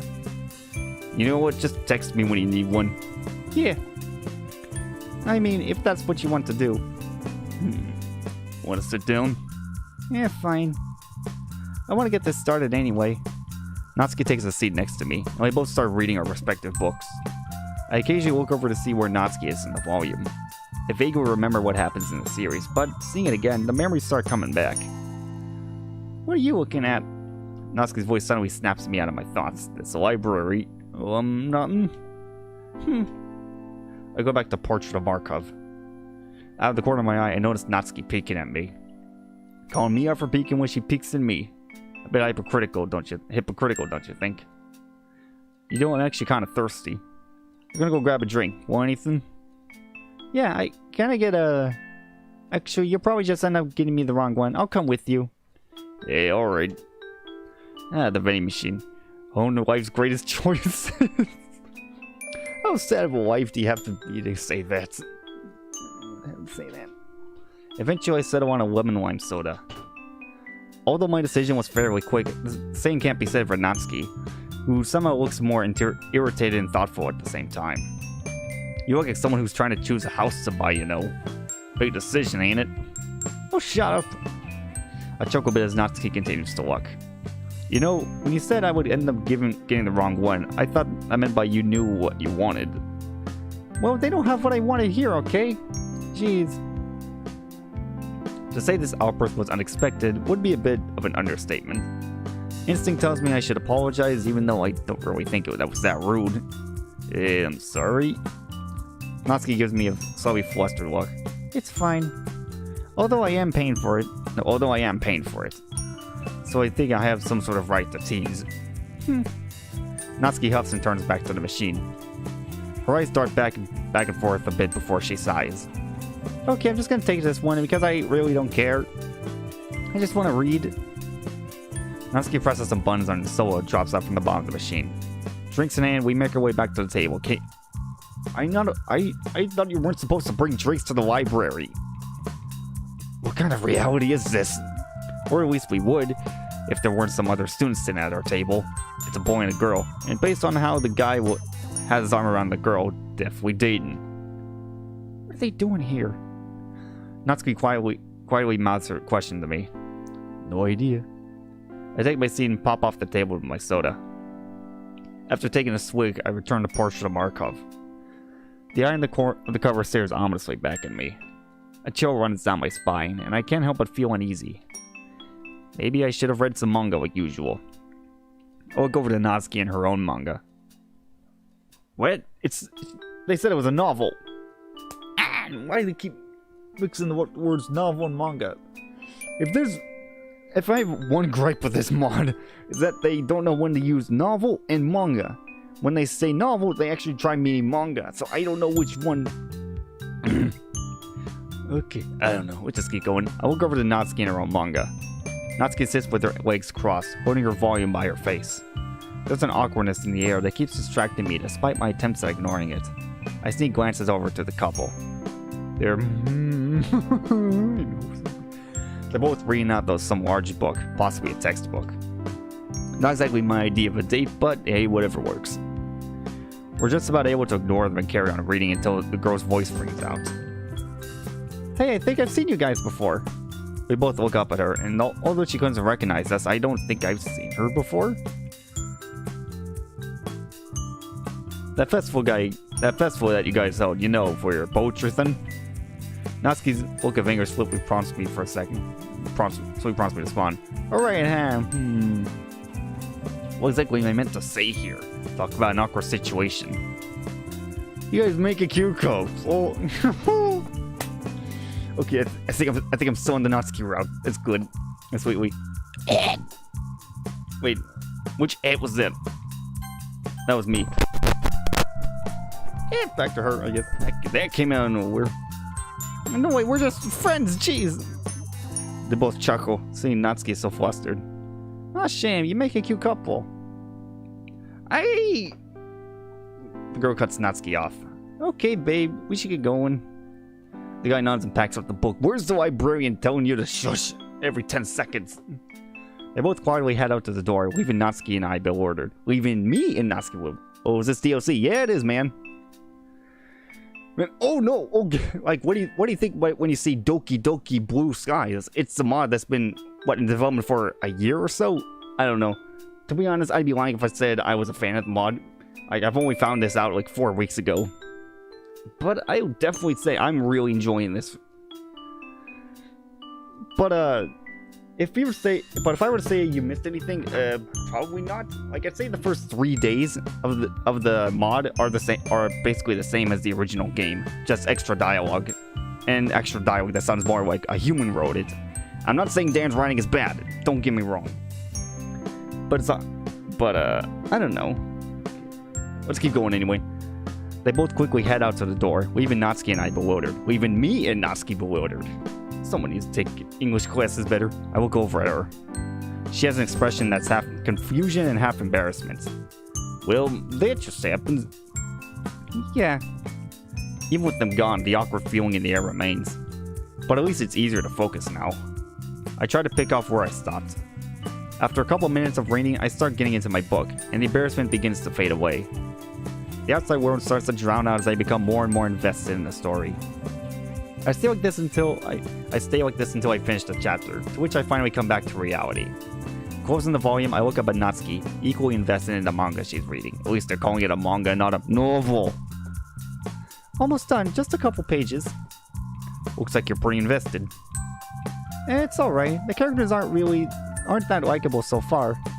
Yeah, I don't remember liking any of them when I started too. It sounds exactly like Catcher in the Rye. Okay. At least some of them do the right things when it counts. Hey, spoilers! Netflix and chill time? I don't even know. Wait, how long were you here, man? Okay. Time. Oh, also, if you're curious, I'm taking the Natsuki route. An actual, fledged out Natsuki route. So that's one thing going for me. Sorry, that kind of just slipped out. Anyway, do you still want the second volume? Sure. Alright, I'll bring it on Monday. I don't get how you could prefer that creepy book Yuri gave you over manga. Parfait Girls was probably way more interesting. It is probably way more interesting. I'm messing up my own grammar too. Well, I can't deny that it's creepy, but you should give it a shot. It's actually pretty intriguing. I'll pass. I don't like horror, so... How about this? I'll read Parfait Girls if you read Portrait of Markov. Wait, what? I don't know. Maybe. Natsuki glances at the clock. Yeah, I gotta go. Alright, see you Monday, Natsuki. Yeah, bye. Natsuki puts the volume in her bag and heads for the door. As I continue reading my book, I can't help but crack a smile at the thought of sharing my manga with her on Monday. Wait. Oh no, I'm remembering my schedule now. Okay. I remember my schedule. Okay, I remember. Yeah, streaming Sunday. I gotta go to my grandfather's tomorrow. What's this? Ooh. An actual act 2. What is this? Ooh, I'm infested. What is this?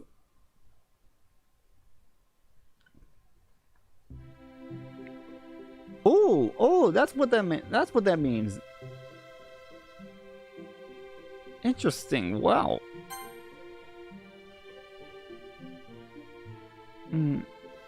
At this point, I'm way too far in to try to change this option. So I guess we'll just keep going. Plus, it seems I'm already on a very tight Natsuki run anyway. Another Monday. No, another Monday. I can't do Garfield. Why? Another week of school. You know, have fun. Have fun. Hey, see ya, man. Another week of school. I also didn't get much sleep last night. Fun. Oh well, it's not like I can skip class. Even if I did, if Mom found out, I wouldn't hear the end of it. But I like my free time, so I'll keep my mouth shut and do my work. The familiar chatter of students fills the hallways as I change into my school shoes. I waited up for Sayuri today, so I arrived at school later than usual. Homeroom starts soon, so I'd better get moving. Hey, wait up! I don't know his voice. I spin around looking for the source of the voice. It's either gonna be Emmy or Natsuki. I find Natsuki! Not that far behind me. Oh no. Hi, Natsuki. Hey. You know what? I think I should give someone a southern... You know what? Should I just give the teacher a southern voice? Yeah, screw it. I'll do that. Do you have that copy of Red Autumn yet? Oh yeah, right here. Hold on, I'm giving myself the voice. Okay. Open my bag and pull out the manga. Natsuki quickly snatches it out of my hands. Do you have Parfait Girls? It's in the Literature Club, duh. I don't have it on me. Oh, alright. Dang, I was kind of hoping she had it on her. I was looking for something to do in the homeroom. Do you think I have enough time to go and grab it? I doubt it. Homework starts in like 3 minutes. I checked the clock on a nearby wall. Oh yeah, Jays. What homeroom are you in, by the way? 1C. You? 2B. Didn't know you were a first year?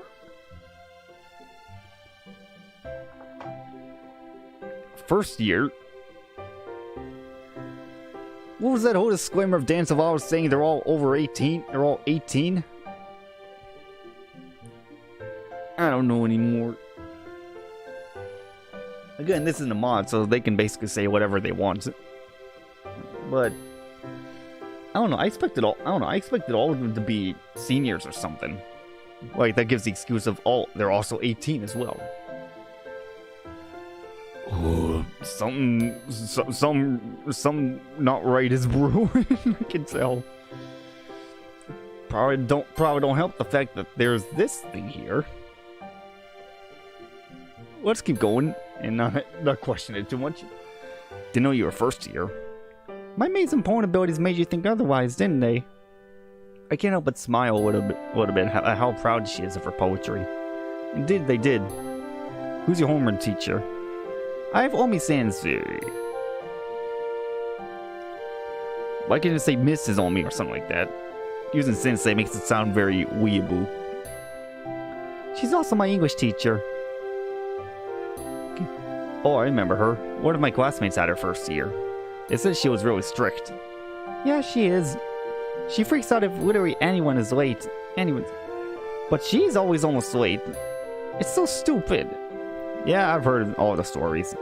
My homeroom teacher is late sometimes too. But I mean, he cuts everyone some slack, so no one really minds. He's pretty chill. Lucky. Anyway, what can I expect from this one? What one? A second volume. Natsuki taps her finger on the novel. Alright, that one. From what I can remember, it's relatively the same as Parfait Girls. First volume is an intro into the characters, second volume is where things start picking up. Alright. Suddenly I hear the bell ring. Which kind of bell is it actually? Is it the electronic bell? Like, no, I can't. Or is it an actual proper bell? Not just... Is it the bell that sounds like an alarm clock, or is it a bell that sounds like an actual bell? My eyes dart over at the clock. It's 8:40. Oh crap, we're gonna be late. Natsuki's eyes meet the clock. What interfacial expression mirrors mine?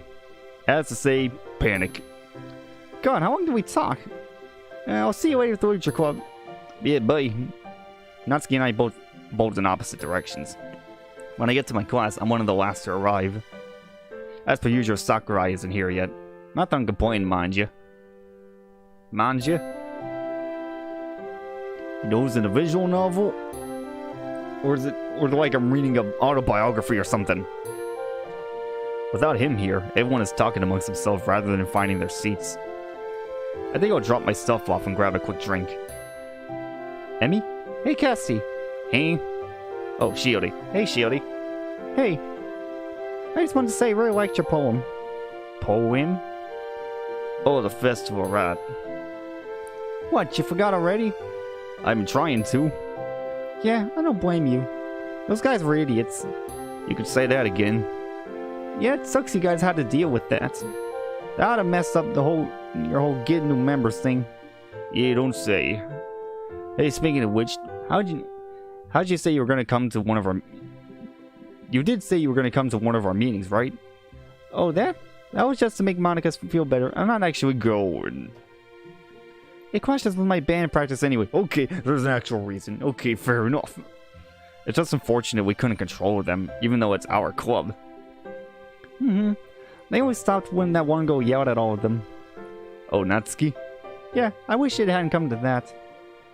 But oh well, nothing we can do now. Yep. Alright, well, time for attendance since Sakurai isn't here.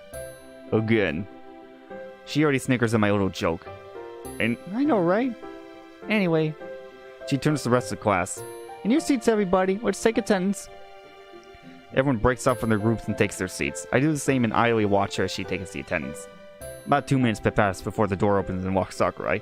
Okay, now I can try my southern voice. My apologies, class. Had a late night. Besides, it should be illegal to make people wake up before 9. Light laughter follows this clip. He's certainly not wrong. Alright, time to take attendance. Let's see here. Oh, it seems like someone's beat me to it. He looks up at Shiori, who smiles proudly in return. So only Amy's absent? As if on cue, the door swings open and walks Amy. Is she walking on...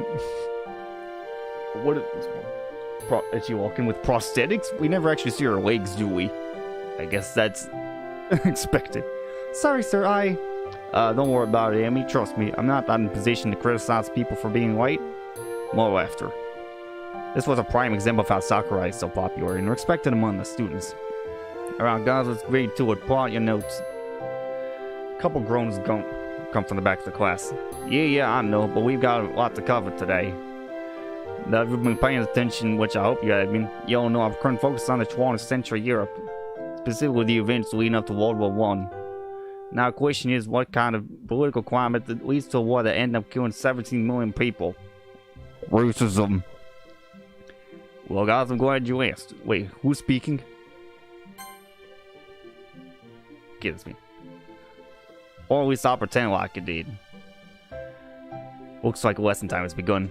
Am I gonna... Okay, I'm not gonna listen to the entire section. Okay, good. The lesson continues on as normal, with nothing out of the ordinary happening. Notes are taken, questions are answered, normal boring classroom stuff. Despite how typical the lesson is, Sakurai's energy holds my attention so well that the bell surprises me. A couple people say goodbye, but most of us just wave as Sakurai packs up his stuff and walks out the door. It's finally lunchtime. Probably my favorite part of the day, excluding the Literature Club, of course. Sari is in my lunch period. Maybe I'll sit with her today? Oh, they have that kind of period. Oh, that kind of scheduling in that school, huh? I wouldn't have had that for 8th grade. That's kind of weird. If I could find her, that is. Oh, there she is. Siri's sitting by the wall on the bench all alone. She's gazing off into the distance, staring at nothing. Maybe I won't disturb her? She seems like she's not in a good mood today. No!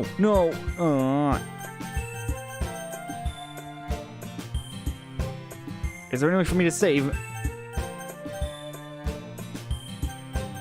Will this mess up my Natsuki rocks? Screw it. Hey, Siri. What? Seems I startled her. Guess she didn't see me coming. Oh, hi, Casty. I didn't see you there. Yeah, sorry about that. I was just wondering if you wanted to eat lunch together. You know, like we used to. Sure, that sounds like fun. Alright, cool. Siri slides over and I take a seat next to her. Both of us reach into our bags and pull out our lunches. So how's the day been so far? Not bad. I kind of fell asleep in math class. Siri, exactly what time did you go to bed last night? That's not important, I was just tired, I swear. I raise an eyebrow. Siri. Besides, math class is boring. You don't have to tell me twice. Alright, fair enough.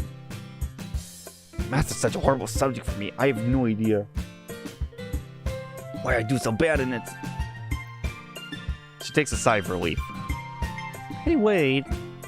You were saying you're really sleepy on our walk to school today. And complaining that you had a hard time falling asleep. Maybe. Cass, you can't tell me you go to bed early if you're not going to bed early either. That's hypocrisy. Alright, fine, you got me. But that doesn't change the fact that you need to go to bed earlier. You need to do it too. Okay, how about this? I'll go to bed earlier if you do too. Fair enough. Alright, cool. They shouldn't make us come to school so early anyway. Yeah, but if we'd started late, we'd probably finish in the late afternoon or evening. Oh yeah. Besides, I've Sakurai in the morning, and he makes history enjoyable. I've Sakurai? I know what he's saying, but I've never seen people use I have like that. Like I've heard I've got time. Like what? Like when was the last time you heard someone say I have got time? Not I've got time. I don't know. I ain't gonna judge. Is my southern accent slowly slipping back into my vocabulary? Okay. Don't you like history? It depends on the subject matter. Some time periods are more interesting than others. Yeah, I guess so. What's your favorite time period? It's a tough question. I don't really know. You? Or... Oh, ancient Greece! I love the Greek gods. Oh, wait, no. The Roman Empire. Yeah, their culture was so interesting. Didn't the Romans just steal their culture from the Greeks? Exactly. I take it back. Ancient Greeks is the best. I can't help but smile. Sayori is just as bubbly as ever. Well, there's the bell. See you in the literature club, Sayori. Bye, Cassie. What? What's happening? Oh, it's skipping over a few days again.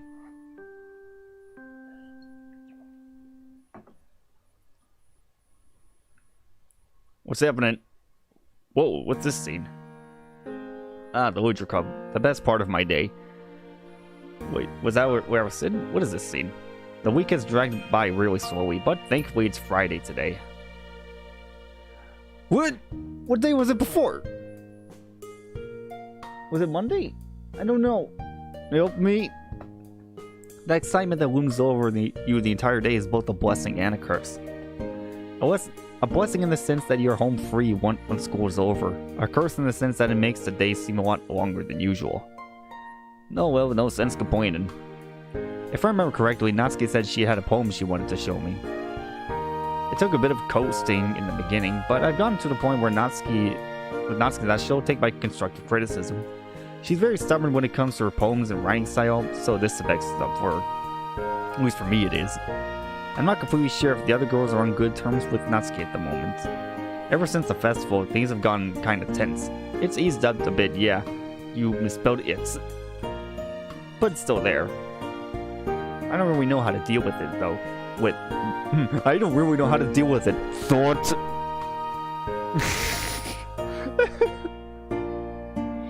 I don't really know how to deal with it. Thought.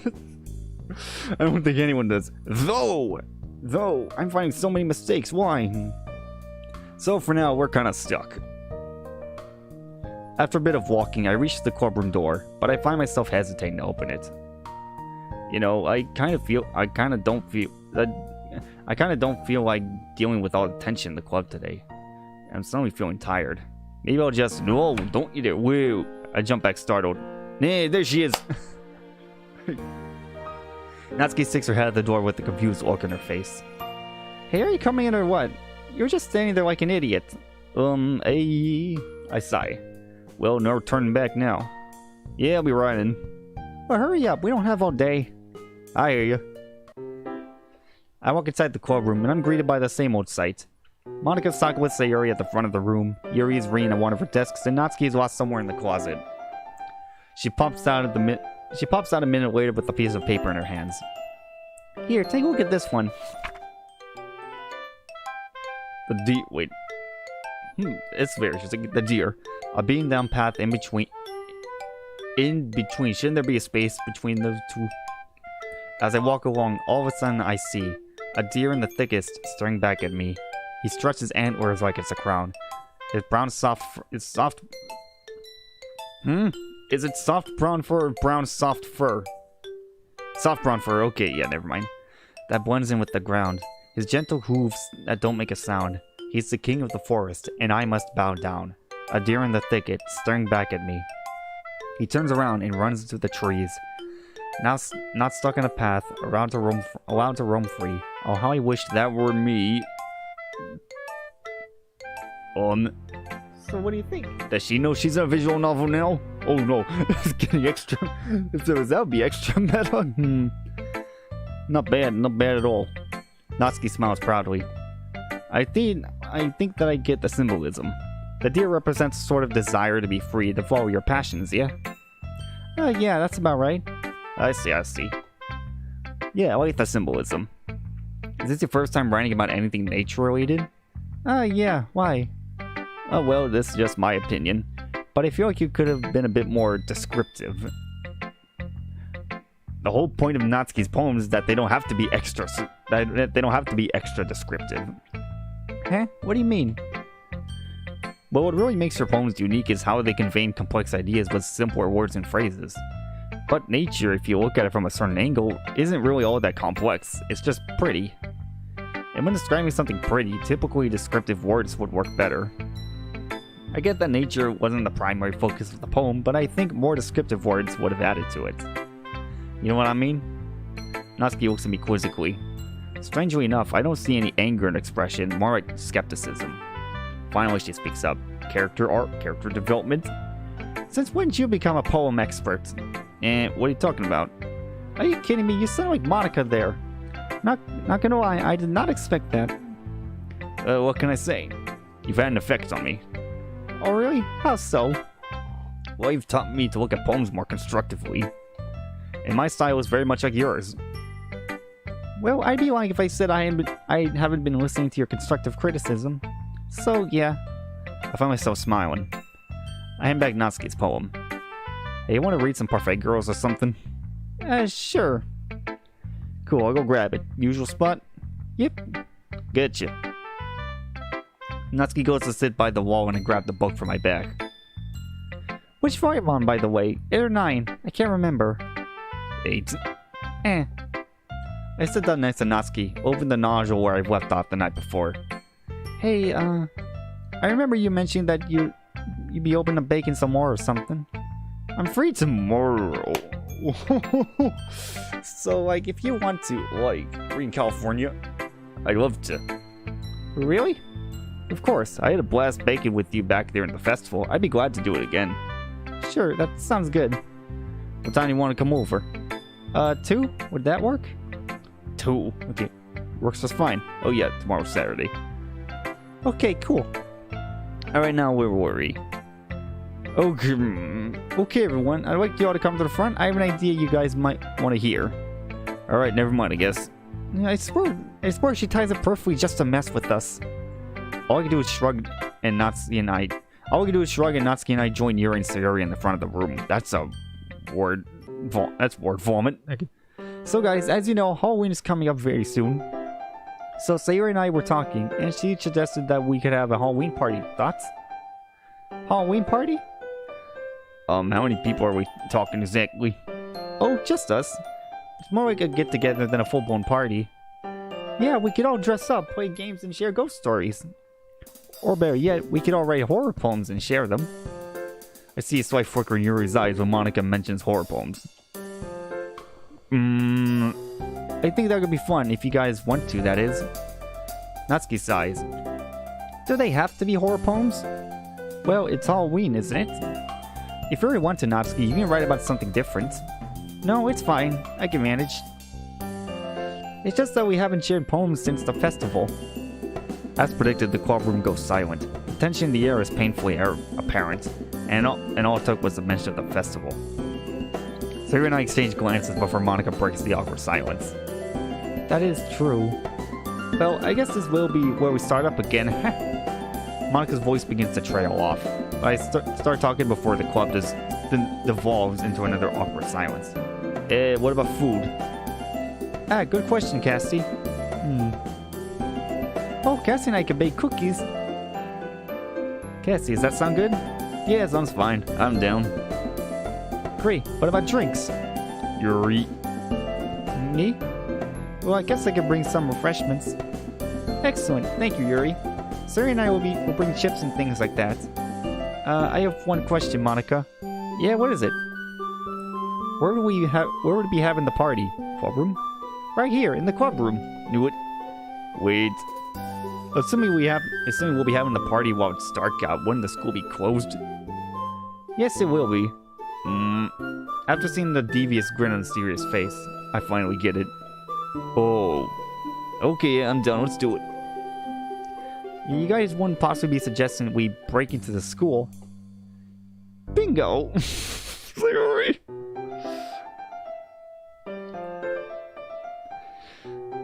Monica, you and Sayuri talk you into this. Well, truth be told, that's one part I'm not particularly keen on. Maybe we could have at one of your houses? Natsuki? No way, my dad would never let me have a party at your house. Come on, screw it having it at our houses. Let's break it to the school. Get the freaking crowbars. Yeah, just bring the crowbars. Hey, you got the masks too?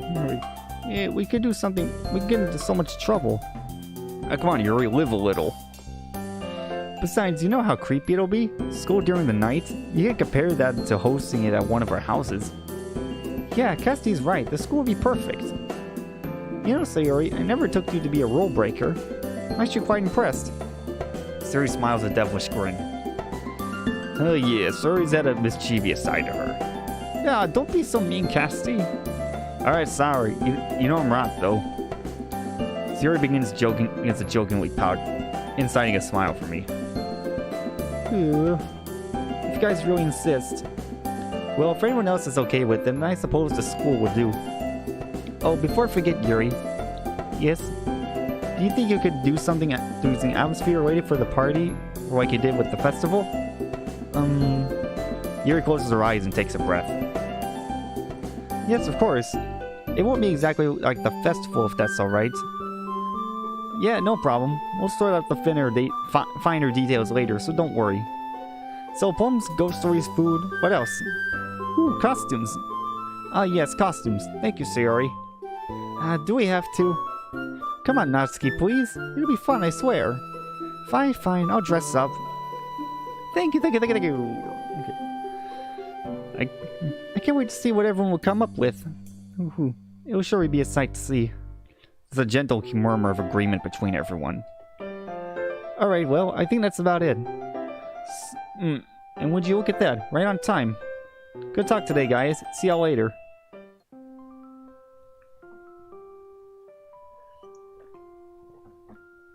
Oh, dang. The refreshments right beside me are slowly drying up. What was that? It's ooh. How's this gonna look? It's Saturday. Natsuki's coming over again. I'm stressing like it's the festival all over again. Mainly just because my house is a mess. Yeah, I can see that from the perfectly clean kitchen. I don't know. One. I gotta burp. Won't come out. I'm stealing the word. Okay. Wait a minute. No. Let me close this actually. Alright, well, I have an hour before Natsuki gets here. Better get to cleaning. Or not. I reluctantly head to the door to let Natsuki in. Hey! Natsuki, you're an hour early. So? What does it matter? Well... I step out of the way to the door frame and point towards my living room. I was gonna clean. Was being the key word.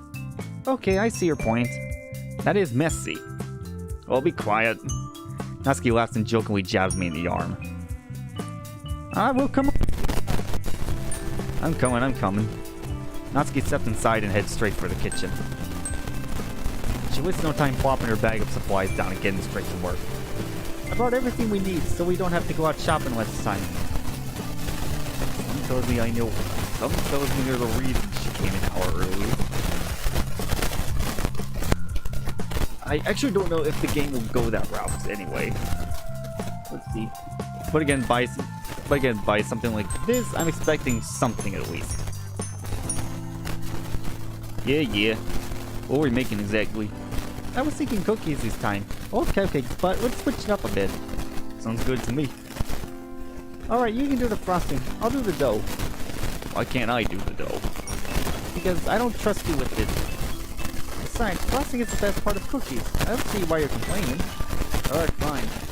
What do you call it? Frosting, then you need powdered sugar and butter. And milk. And milk. Mix the sugar and butter first, then beat the milk. Don't do it all at once. I hear you.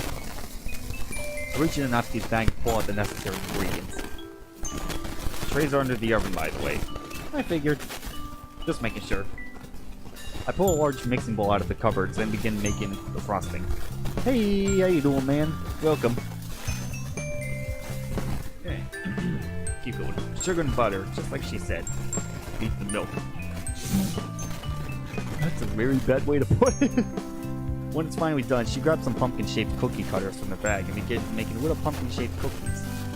That's a lot less dough than the last time. Well, this is only for us. We don't have to cater to an entire crowd this time. Thank God. You could say that again. Have you noticed how tense the literature club has been? Of course I have. Anyone with half a brain could. It's all because of that stupid festival. Yeah, festival. She are grown. Actually, yeah, while we're on the subject, I have to ask, why would you side with Monica? My entire thing was all her fault, and because I'm the one who spoke up, I get all the blame for just making that day crap. Natsuki's anger is starting to mirror that of the day of the festival. Even after the resolution following the argument and just over 2 weeks, Natsuki's still pissed. Still, I can't blame her. I'm pretty miffed about that day, and I was one of the bystanders in the argument. Well, okay. Use the words carefully if you don't want to get out of this alive. Natsuki, I'm not saying it's not Monica's fault for not keeping the crowd in check. And I'm certainly not saying there wasn't flashbacks that kind of got ignored. But no matter how you look at it, you were at Monica's throat that day. So, she was being a jerk. The only reason we did anything for the festival was because Monica wanted popularity points. Natsuki, you know I'm right. Everything that happened that day was her fault. So when she ran away crying, it was her fault? Get actual Jeff. So I don't agree with every decision made that day, but saying you didn't unnecessarily hurt Monica's feelings is just being ignorant. I apologize, you know. Yes, I was there, but that's beside the point. I'm sure Monica has had time to think, and I'm sure she's accepted her portion of the blame. You don't need to do this. You need to do the same. God, I already did. You said you were there, yet you're acting like I apologize. You're being as ignorant as Monica. An awkward silence falls over the kitchen. My point exactly. Natsuki. She averts her eyes. Fine, I was too harsh on Monica. You happy? I look at her skeptically, to which she sighs and continues. And I could have taken more of the blame. Very good. Why do you care so much anyway? I'm just tired of dealing with all the drama in the club. It's a place to unwind for a lot of people, including me, and I want to keep it stress-free the best I can. Plus, dealing with all that is annoying. Fair enough, I guess.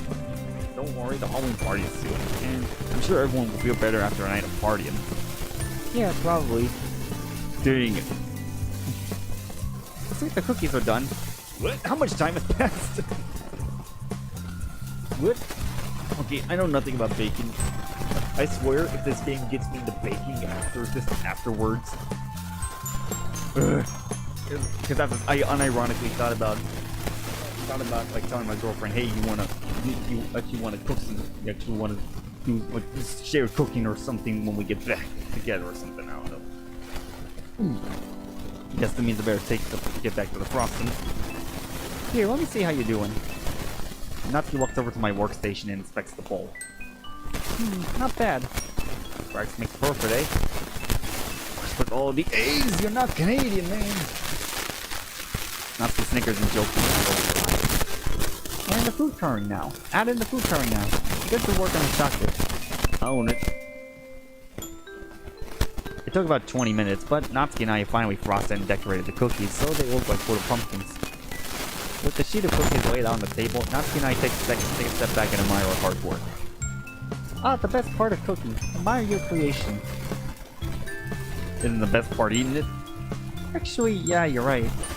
Speaking of which, Natsuki snatches a cookie off the tray and shoves it into her mouth. Hey, I thought these were for the party. No, they weren't. Natsuki smiles at me.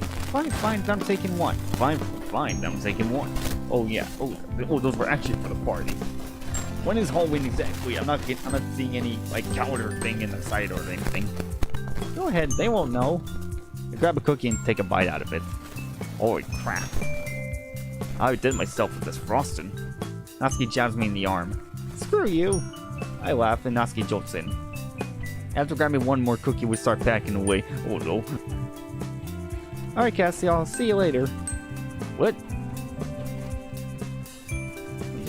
Wait, oh, so you're saying today's October 30th, okay. I'll take the cookies and I'll meet you in the school tomorrow, okay? Oh, I thought I was gonna walk with you from your house? Nah, I'll meet you in school. Yeah, okay. Natsuki starts up and I close the door behind her. Oh no. I was actually expecting something. I don't know. I still need to be patient. Well, that was a bit weird. Oh well, I still had a lot of fun. Man, I really need to find some more excuses for us to bake stuff together. What, are you suggesting something very similar to what I'm thinking, man? Okay. Let's get some days Halloween.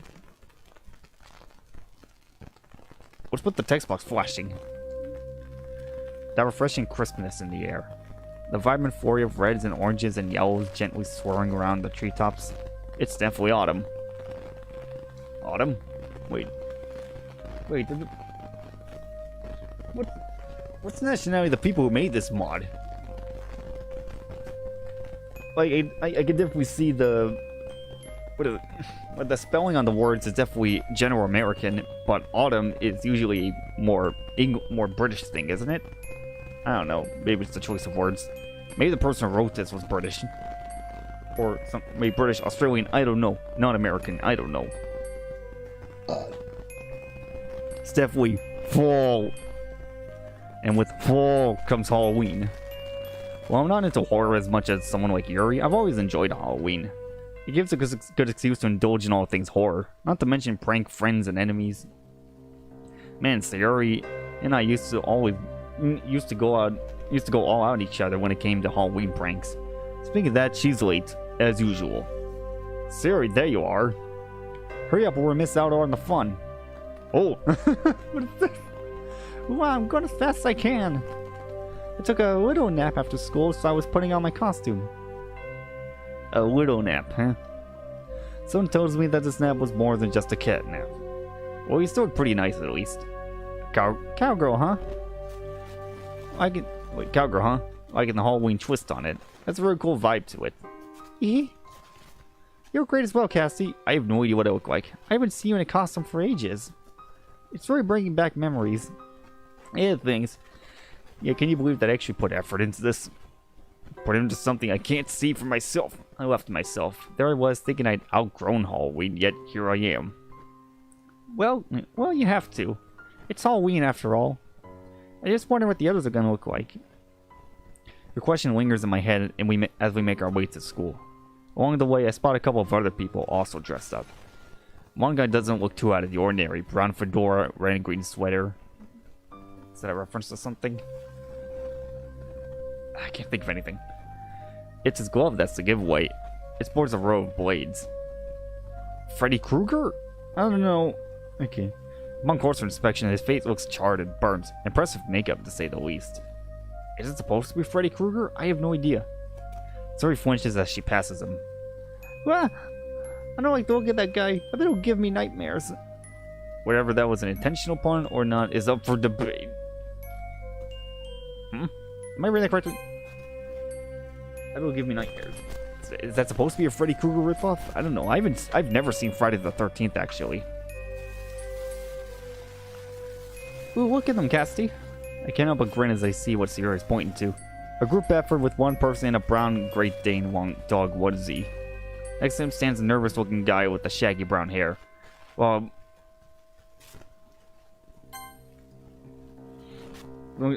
yep, next to him stands a nervous-looking guy with shaggy brown hair with a confident-looking blonde man who leads the pack accompanied by two women. Yep, that's a blatant Scooby-Doo reference. It's a pretty big contrast from the costumes we saw beforehand. The what to school feels more like a parade, with a variety of characters ranging from horror to cute, western to eastern. A creepy-looking pale girl with jet black hair covers her face and was passed without a word. Siri clings to me. I think reference to The Ring, probably? Why do people have to dress up so scarily? Well, it is Halloween. I know. It's just that some of these costumes and the makeup are so convincing. I squeeze her hand gently. Sarah, they're just people having fun. Look, I'll say hello to the next one. You'll see they're just celebrating Halloween. There's nothing to be afraid of. She doesn't look very convinced, but nods anyway. Next person to walk by doesn't look too scary. Kinda looks like a janitor with dark overalls and an expressionless white mask. That's Jason Bourne. That's Rape Jason. Sure, the mask is a bit unsettling, but at least he... Okay, never mind, he's got a huge knife. Nice costume. The masked man doesn't reply, although he does stop walking. Now he's just standing there wordlessly, looking at us both. I don't think this is doing Sayuri any favors. You, on your way to a party? No response. He tilts his head as his fingers fiddle with the hilt of the knife. Oh, run. Well, Sari tugs on my sleeve as the man carries on walking. Maybe he was a mime. Sure, let's go with that. The school grounds look completely different at night. With the lights out and the usual noises absent, the whole building has a totally different vibe. Is this a mod? Yes, it is. It is Doki Doki Blue Skies. Okay. Yeah, this is Doki Doki Blue Skies. Came out just like, was it like a week ago or something? I don't know. Like, I streamed the first 2 parts like last week or so. So if you want to catch up on that, you can go watch those. Okay, I can't help but shiver slightly as we draw closer. It's crazy how the hustle and bustle of the place really brings it to life. With all that gone, the sleeping school looks like the typical haunted buildings you see in horror movies. The windows, devoid of any light, are sinister and uninviting. The faint light of the moon backs the grounds in an ethereal glow. Speak, man. Either way, we must be the only students who are breaking into school to celebrate Halloween. Hardly the most wild of places to break into, but the sight in front of me confirms that it's perfect for the festivity. Cassie. And don't tell me you're scared, Sayori. Hey, you are too. I fluff my chest out in a comedic display of fall bravado. I am not. She playfully rolls her eyes. If you say so. By the way, where are the others? Right behind you. I can't have but let a yelp of surprise as the unexpected voice caused me to jump out of my skin. Meanwhile, Sayori's in a furious fit of giggles, shaking with laughter. Hey, what's so funny? Don't tell me you weren't scared either. I saw her coming. Oh. She's a witch. Oh no. Freak. Okay. Monica holds an expression between sympathy and amusement. Sorry, Cassie, but it was too good an opportunity to pass up. You should have seen your reaction. I pull a face. Very funny. Nice costume, by the way. She does a chortle. Yeah. Thank you. I wasn't sure what to do with in the end. It felt weird putting on a costume. I can't even remember the last time I did anything for Halloween. I'm guessing this is the first time you've broken into school, huh? You shouldn't be proud of that, Cassie. Come on, Monica. Where's your rebellious teenage spirit? You're a witch after all. Are they meant to get up to mischief? Yeah, come on. It'll be a lot of fun. No one will find out.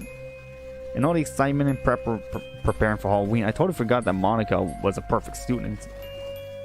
The thought of breaking in, especially into school, must be completely foreign to her. Still, sometimes you gotta have a little fun. Today of all days as well. A wry smile works its way onto her face. Just for today. As it turns out, breaking into a school is kinda easy.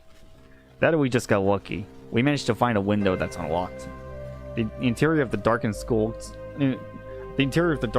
looks just as spooky as the exterior. My imagination is doing me no favors. Every sound we make seems exceedingly unwelcome, like we stumbled into the den of a monster. Even with Sayori and Monica near me, I can't help but feel uneasy. I was all for the idea of breaking into school, but now that we're actually inside, it's only just dawning on me how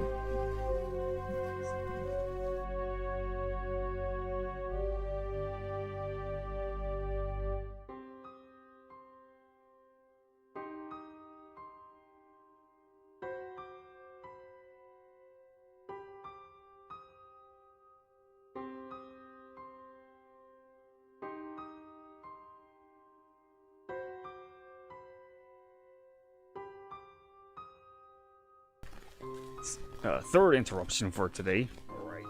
That's something. But now that we're actually inside, it's only just dawned on me how creepy darkened schools really are. I swear I heard a rumor that a couple of years ago a student committed suicide in this very school. Did she hang herself? I shiver as I simultaneously try to block out the memory and remember more of it. No, that wasn't it. She just disappeared one day. Get more water. No trace of her. Almost like her very being was just deleted, gone like that. I mentally shake myself. No, that didn't happen. These are silly rumors that school kids like to spread to creep each other out. But a part of me can't help but imagine. What if that actually did happen? Would her ghost still be roaming these very halls, twisted with vengeance, prowling for victims? What if... Here we are. Monika's voice snaps me out of my spectral spiel. We're outside the clubroom. I can spot Yuri Natsuki inside, poring over a pumpkin carving. It's a shame we're doing it in this room. Why? Well, it's Halloween, right? The classroom opposite of us is where one student hung herself. I freeze as Monika winks at me, opening the door. Why? Hey guys! You two look great. Yuri blushes.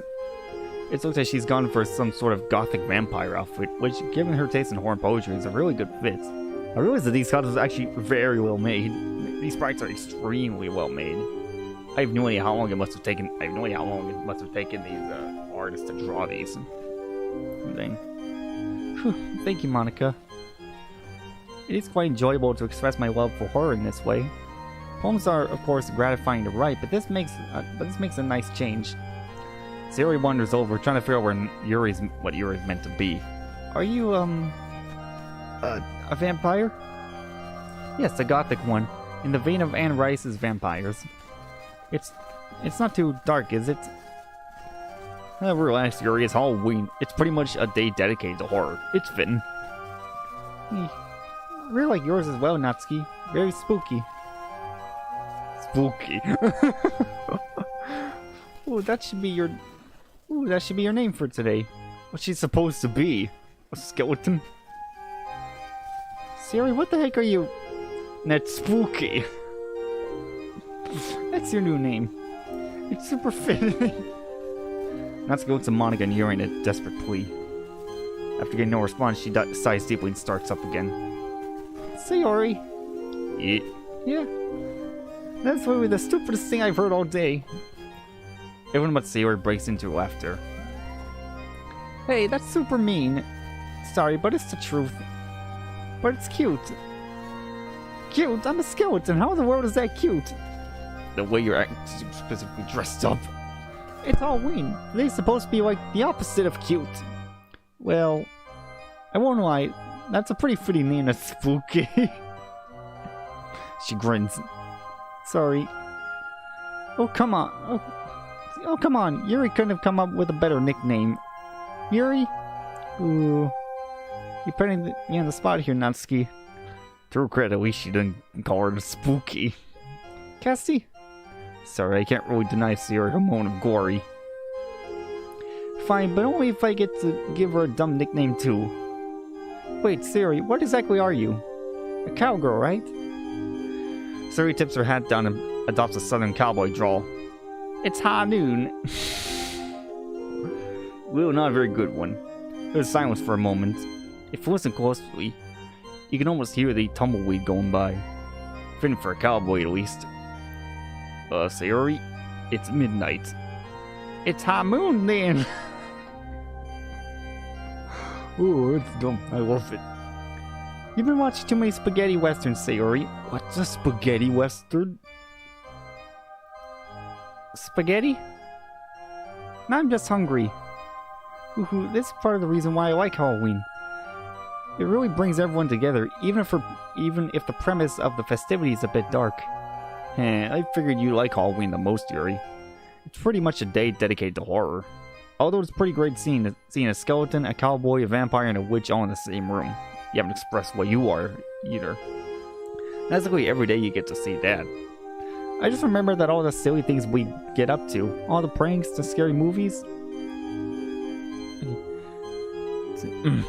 Yeah, it's pretty silly, but that's what makes it fun.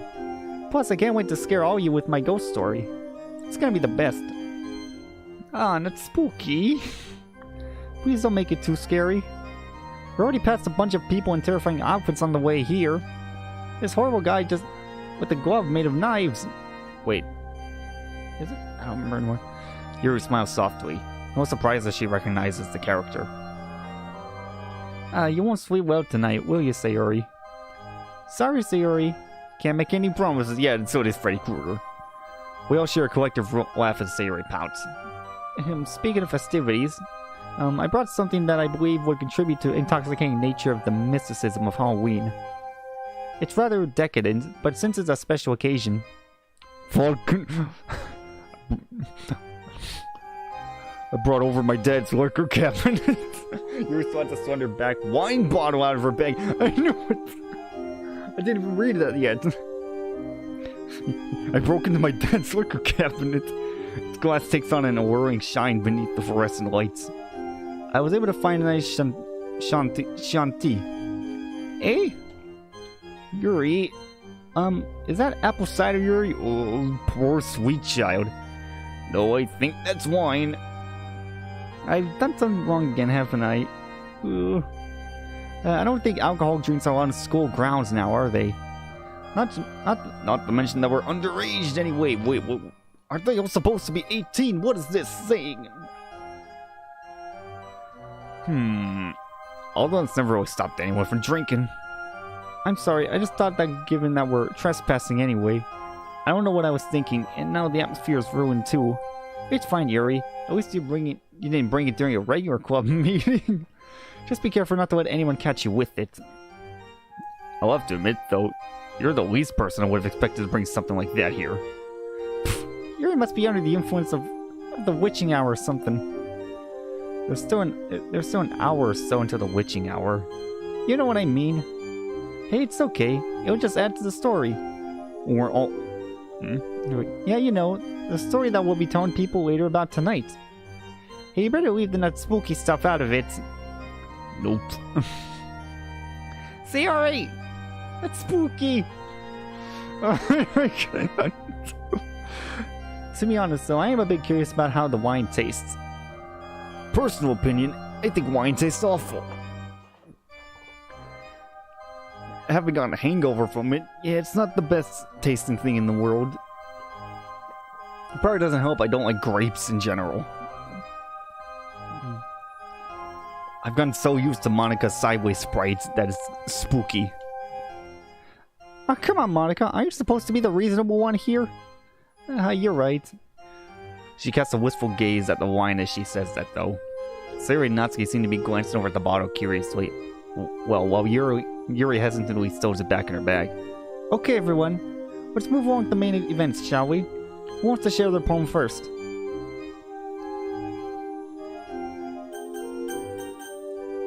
Boop.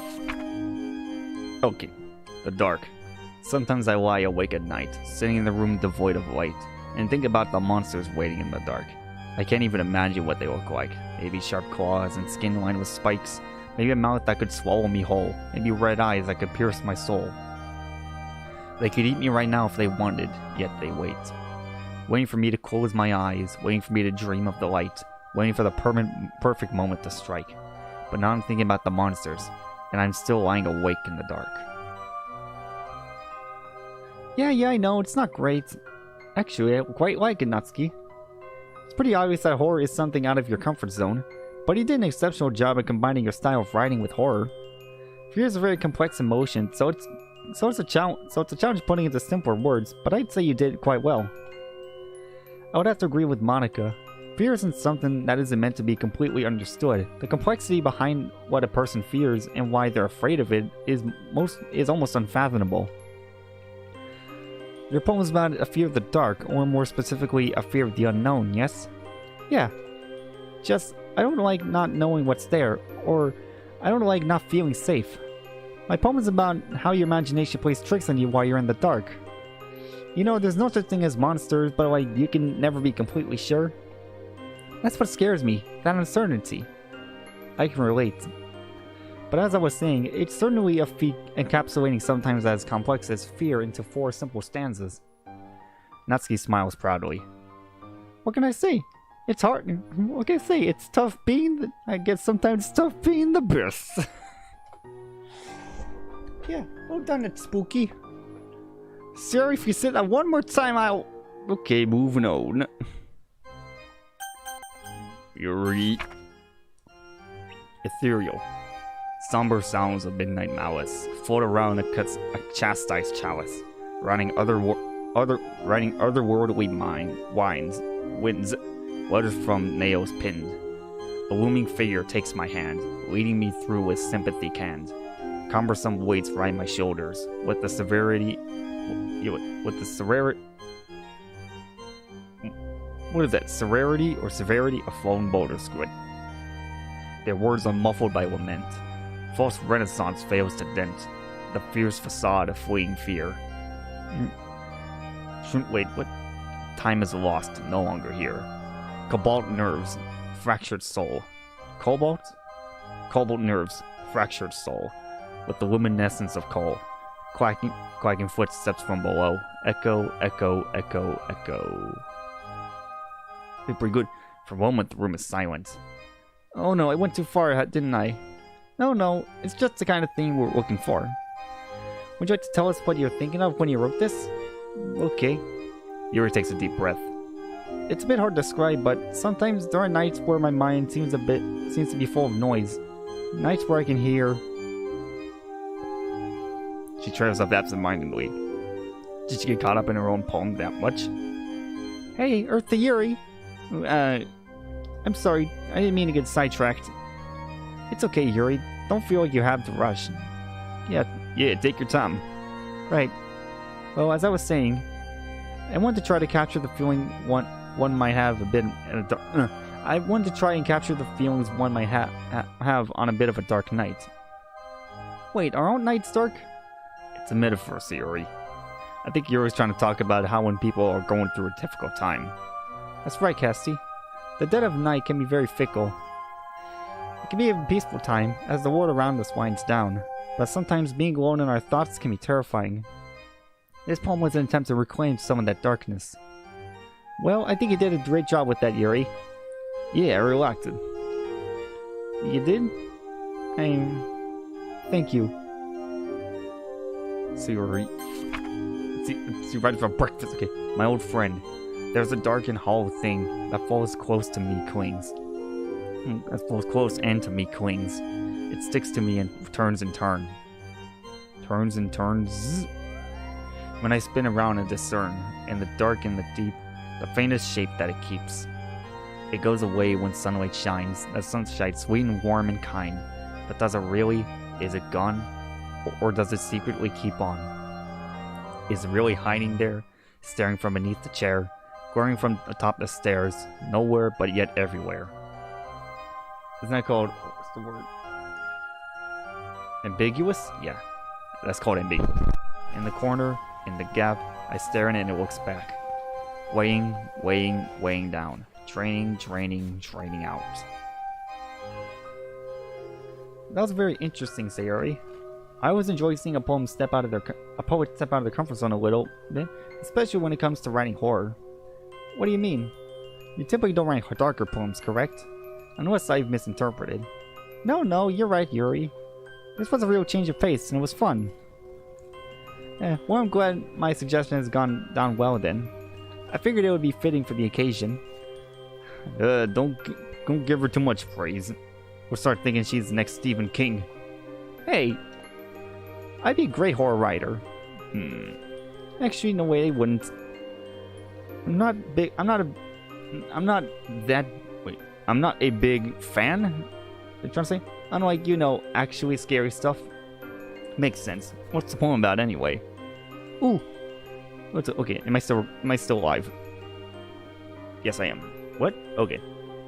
Well, it's about whatever you think it's about. Are you trying to sound like Yuri? No, silly. I didn't write it with a specific thing in mind. It can be about whatever you fear the most. Hiding away, always there, never leaving. Even when you think it's all sunshine and rainbows, it never truly goes away. So it can be whatever you think it is. A terrible secret, a scary monster, a childhood fear of the dark. It could be made up. Or it could be real. It just doesn't scare you. It doesn't just scare you. Maybe whether it is drains you as well. Bit by bit. And what makes it scary is knowing it's always there. Holy crap. It's safe to say that no one expected that from her. The temporary silence in the room confirms that. Natsuki frowns, evidently nonplussed by what she just heard. Even the cool, calm, collected Monica looks a little taken back. Yuri, on the other hand, smiles contentedly, seemingly unfazed by the somber explanation coming from Sayori's mouth. Well, Okay, it's not just me. It's not just me who didn't see that coming, right? Laughter fills the room. I mean it, Sayori. Your use of metaphors and use of darker thematic imagery was very refreshing to see. Just do me a favor and don't turn into another Yuri, okay? That's you. Just kidding. It was great, Sayori. Ah, you guys. Monica, come on. Bring it. Okay. Reverie. I wake up. Cold. Black night. Silent and still. I fall to my knees. Splinter in my hand. Dust in the air. Cold. Where am I? I reach for the light I need. Is it there? The switch is pressed. I feel the warmth of my face, my hands, and my arms and my... I wake up. It's dark all over. Cold. Silent and numb, I reach my hand out. I have no eyes to see, but I can feel it. I press the switch. The warmth fills me. The dark comes again. I die again. I wake up. Noises in my ears. Voices. Cold. I reach out and feel... nothing. Where is it? Wasn't it real? Wasn't it here?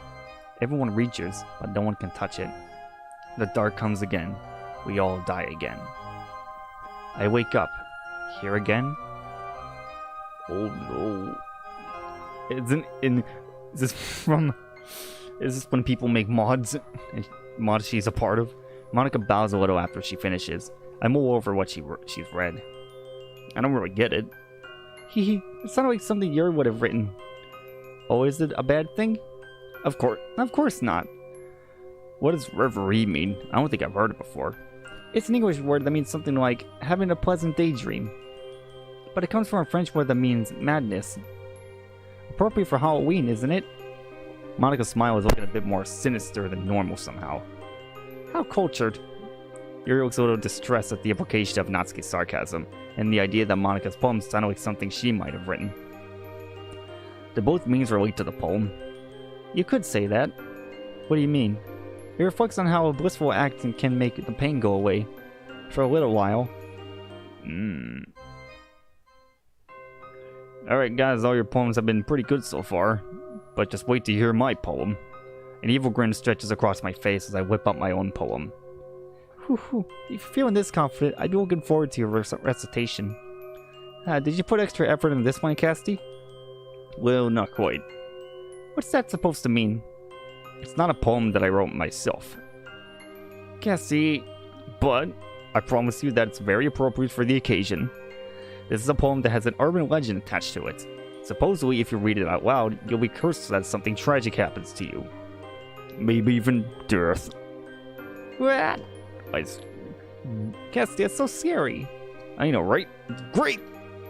This poem is titled Tomino's Hell. Oh, I've heard of this. Wait, was the original person named Tomino? Written by a poet named Saijo Yaso. And it just so happens that this is the poem that will be reading to you all. At this very moment. Cassie! Don't do it. What if something bad really happens to you? Yeah, right. It's called an urban legend for a reason, you know. Emphasis on legend, as if something that's not real. Still, you like to see the data on all people who've read the poem so far. And statistically speaking, it's likely that something tragic will happen to you anyway. I find that there's always some element of truth behind these stories, though. Of course, this truth might not reflect the literal meaning of the stories and legends. However, there's likely a message behind the legend. Yeah, I'm not gullible enough to believe any of this stuff, though. Alright guys, let's settle down. You can all voice your thoughts after I read it, huh? Do I actually want to read this? I think the story. I think the legend's only real if you absolutely believe in it. So if I just simply say I don't believe in it, it won't happen. Nothing will happen.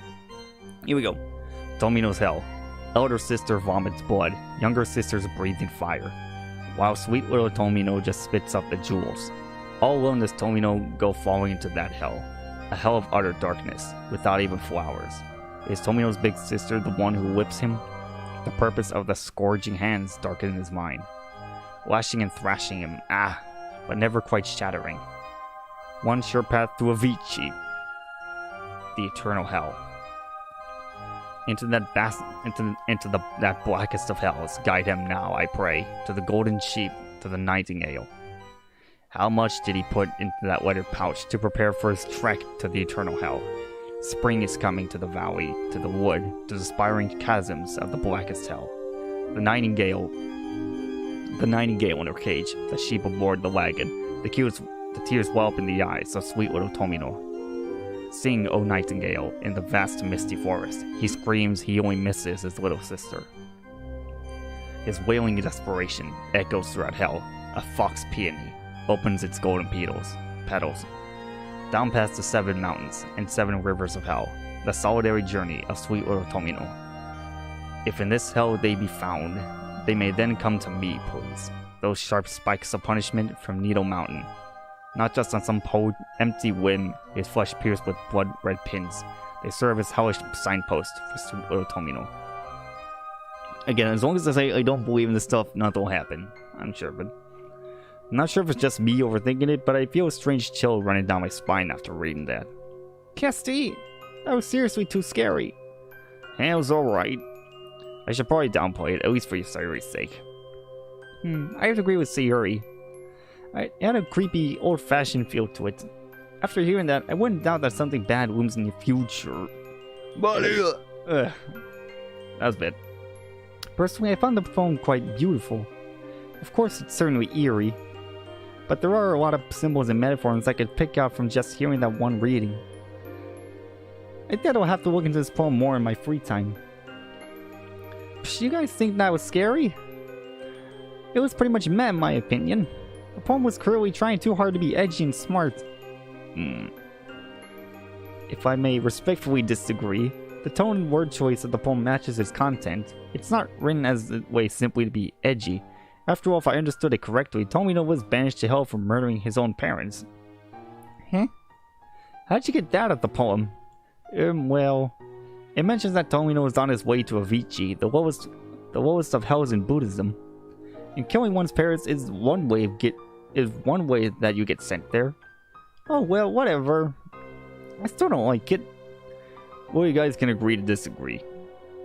But whether you like the poem or not, you have to agree that it and the legend attached to it are pretty interesting, right? I mean, I guess. Casti, I'm gonna have to keep a good eye on you from now on. Just in case the legend comes true. Siri, there's a bigger chance that something bad will happen to you first, given how clumsy you are. Hey! We all share a laugh, with Siri joining in after a moment of pouting.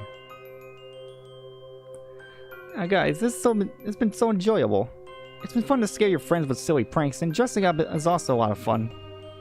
Although, you don't really like horror that much, it's just too scary to think what could be out there. Stop being chicken, Sayuri. Hey, you're the one who got scared by Monica earlier. The girls all laugh at my expense as I let out a groan. She's never gonna let me live this one down. Touché.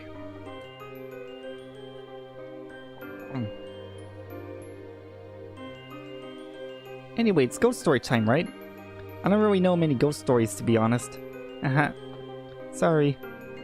But I looked on the internet to find some. Most were super long, like this one about, what is it? Some kind of sleep experiment? That's a creepypasta. Sarah, you're rambling. Oh, oops. Sorry, I'm new to telling scary stories. I'm curious though, guys. What sights or sounds scare you? To be honest with you, silence scares me, especially after I read a gripping horror story. Is it just me? Is it just me who finds reverse music very creepy? At a point it gets cliche. My piano teacher showed me a few reverse pieces once. It just felt wrong to listen to, especially when there's vocals. You start hearing things that aren't there. I don't know. Oh, come on, Natsuki, there has to be something out there that creeps you out. Yeah. You'll just laugh. We won't. She's right, Natsuki. We've all shared. What is it? Natsuki averts her eyes, taken to the floor. The noises that children's toys make. Yes! I knew it. Okay. It's like when I'm at home alone and I think of, like, a Jack-in-the-Box playing by itself. It'd creep you guys out, too. Yeah, I'm with you. I've always found anything to do with children scary, especially in the dark. The sound of babies crying, for example. Normally it's annoying, but if I heard in the dark and there was no one else around, I shiver. Well, it's fitting you mentioned that, Casty. Don't you remember that argument we had on Halloween back when we were like 10? No. Siri, where's this going? We were both on our way to a Halloween party. It was pretty quiet out, so you could hear everything. I heard the sound of a baby crying. But it wasn't coming from inside anyone's house, or anything. There weren't many people on the streets either, and it definitely wasn't one of them. It was coming from down a dark alleyway. A chill runs down my spine as I remember exactly what incident she's talking about. I remember I wanted to go out and investigate. I was so scared. I was scared it was a toddler in danger. But you didn't let me. You're too chicken to. Hey. Okay. We were just in a rush. But anyway, pretty creepy, right? I guess I can kind of see what you mean by babies crying being creepy. I was a bit scared myself. Looking back, I'm glad you convinced me not to go. Guess being a wimp has its perks, huh? You're Sayonatsuki, I'll laugh. Monica, however, looks like she's been slapped in the face. Guys, do you not realize how lucky you were? Oh, you guys have no idea. What? Siri, did anything seem a bit off about that baby's cry? Siri scrunches up her face in an attempt to recall. No, not really. Well, it did sound a bit repetitive, though. Like the cries didn't change much. Monica's voice shakes as he implies. Basically, someone was pointing a muggin. Guys, that's what serial killers do to lure out young women. I can't help but burst out laughing. What, pretend to be babies? Come on, Monica, you had me going for a second there, but you kind of ruined the punchline. She looks straight into my eyes. No, Casty. They record a clip of a baby's cries and hide the speaker in a dark place. They prey on women's maternal instincts because they know they're attracted to the sounds of infants in distress. The laughter dies on my lips as a cold, sickening silence takes its place. Oh, dang. That's why the cries didn't sound natural. They just recorded a small segment and replayed it over and over. It all makes sense now. The unnatural cries in the dark alleyway. A meticulous, calculated effort to ensnare an unexpected victim. Wait, hang on. Didn't Miss Kasumi go missing around that time? Miss Kasumi used to teach me in Sayori a long time ago. What happened to her recently? Sayori shrugs. We were told that she moved away suddenly to work in a different part of the country, right? People used to spread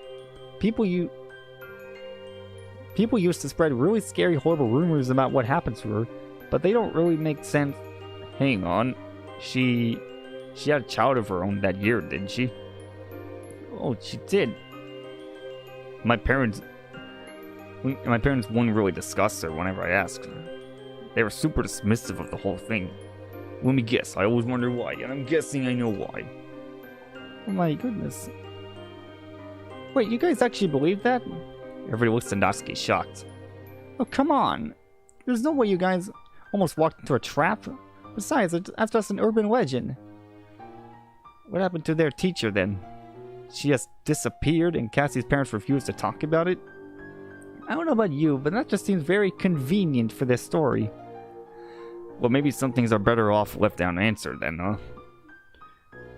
Although I do hope Sayori and I are just misremembering. Well, on that cheerful note, how about we move on to the next story? I like the name Natsuki. My story?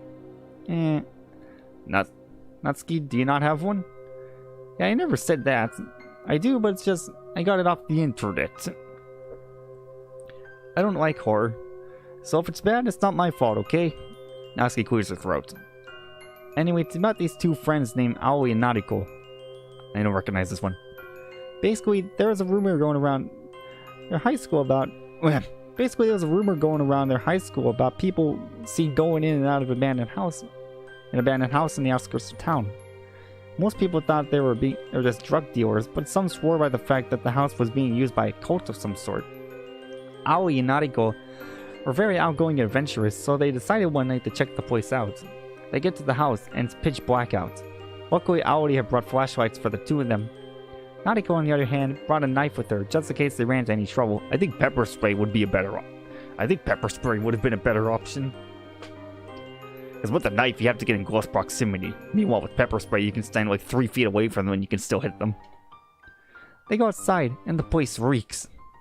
We're talking casting room level of stink. Hey. Everyone bursts out laughing. Was that really necessary? I'm sorry, I had to. Anyway, they look around for a bit, and they find the door to the basement, the stairs to the second floor, things like that. Finally, they go to the kitchen and find the source of that smell. There's some weed on the table. Reeks. And it looks to be recently used. Okay. I'm not a marijuana user, but weed doesn't smell, I'm not a weed user, but weed doesn't smell bad at all to me. Not at all. Like it's more of a shocking smell than anything. Like, it's exactly what you expected. It just smells like burnt grass. With a subtle hint of, well, something sweet. I'm not saying I've ever smoked weed though. I once tried an edible, but there was so little what's the ingredient? There was so little weed in it that I didn't get a high from it. All I got was like red eyes for an hour. That's about it. This confirmed Aoi's suspicion that's just a drug dealer and she wants to leave. Nariko, on the other hand, still wants to snoop around for a bit. They get into an argument with each other, with Nariko calling Aoi a coward because she thinks Aoi wants to leave since she's afraid of all the rumors. Wait, Rumors. Okay, the person who wrote this was British. When Nariko goes, yeah, well, if you're not afraid, then go down to the basement. Aoi gladly accepts and walks over to the basement door. As soon as she opens it, she feels a sharp pain in her back, and before she reacts, she gets pushed down the stairs.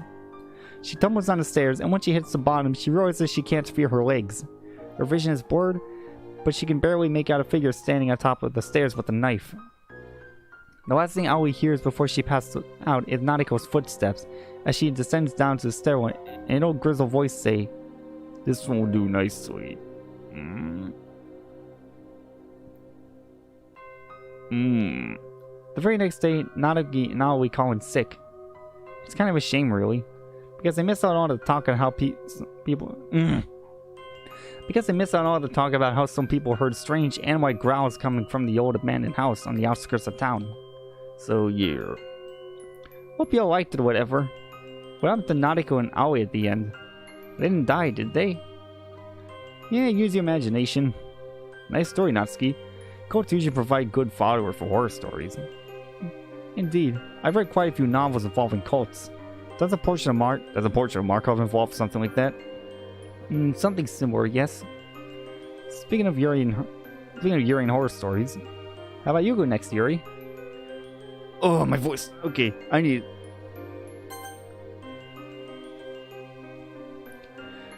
Oh dang, I thought this day was gonna be much shorter than I thought. So that's why I kept pressing on.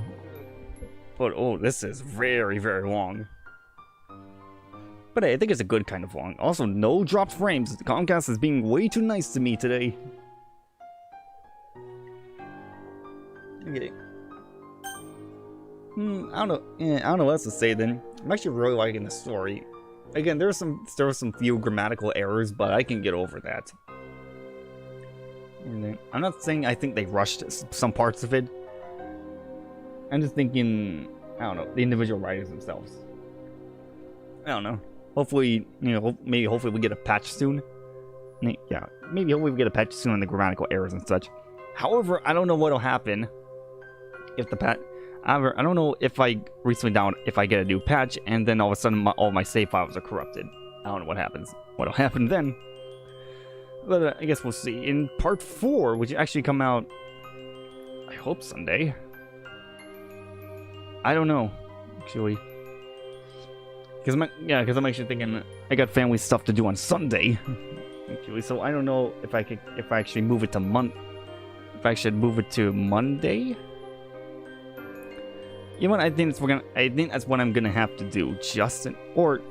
Okay, another thing I could probably do is just for Sunday I can move it to like 3 or 4 p.m. No problem. No problems. And that way I'll technically say my stream schedule is still on Sunday, but for this one exception I'll move it to 3 p.m. or something. So I guess that's gonna be it for today. That's part 3 of Doki Doki Blue Skies.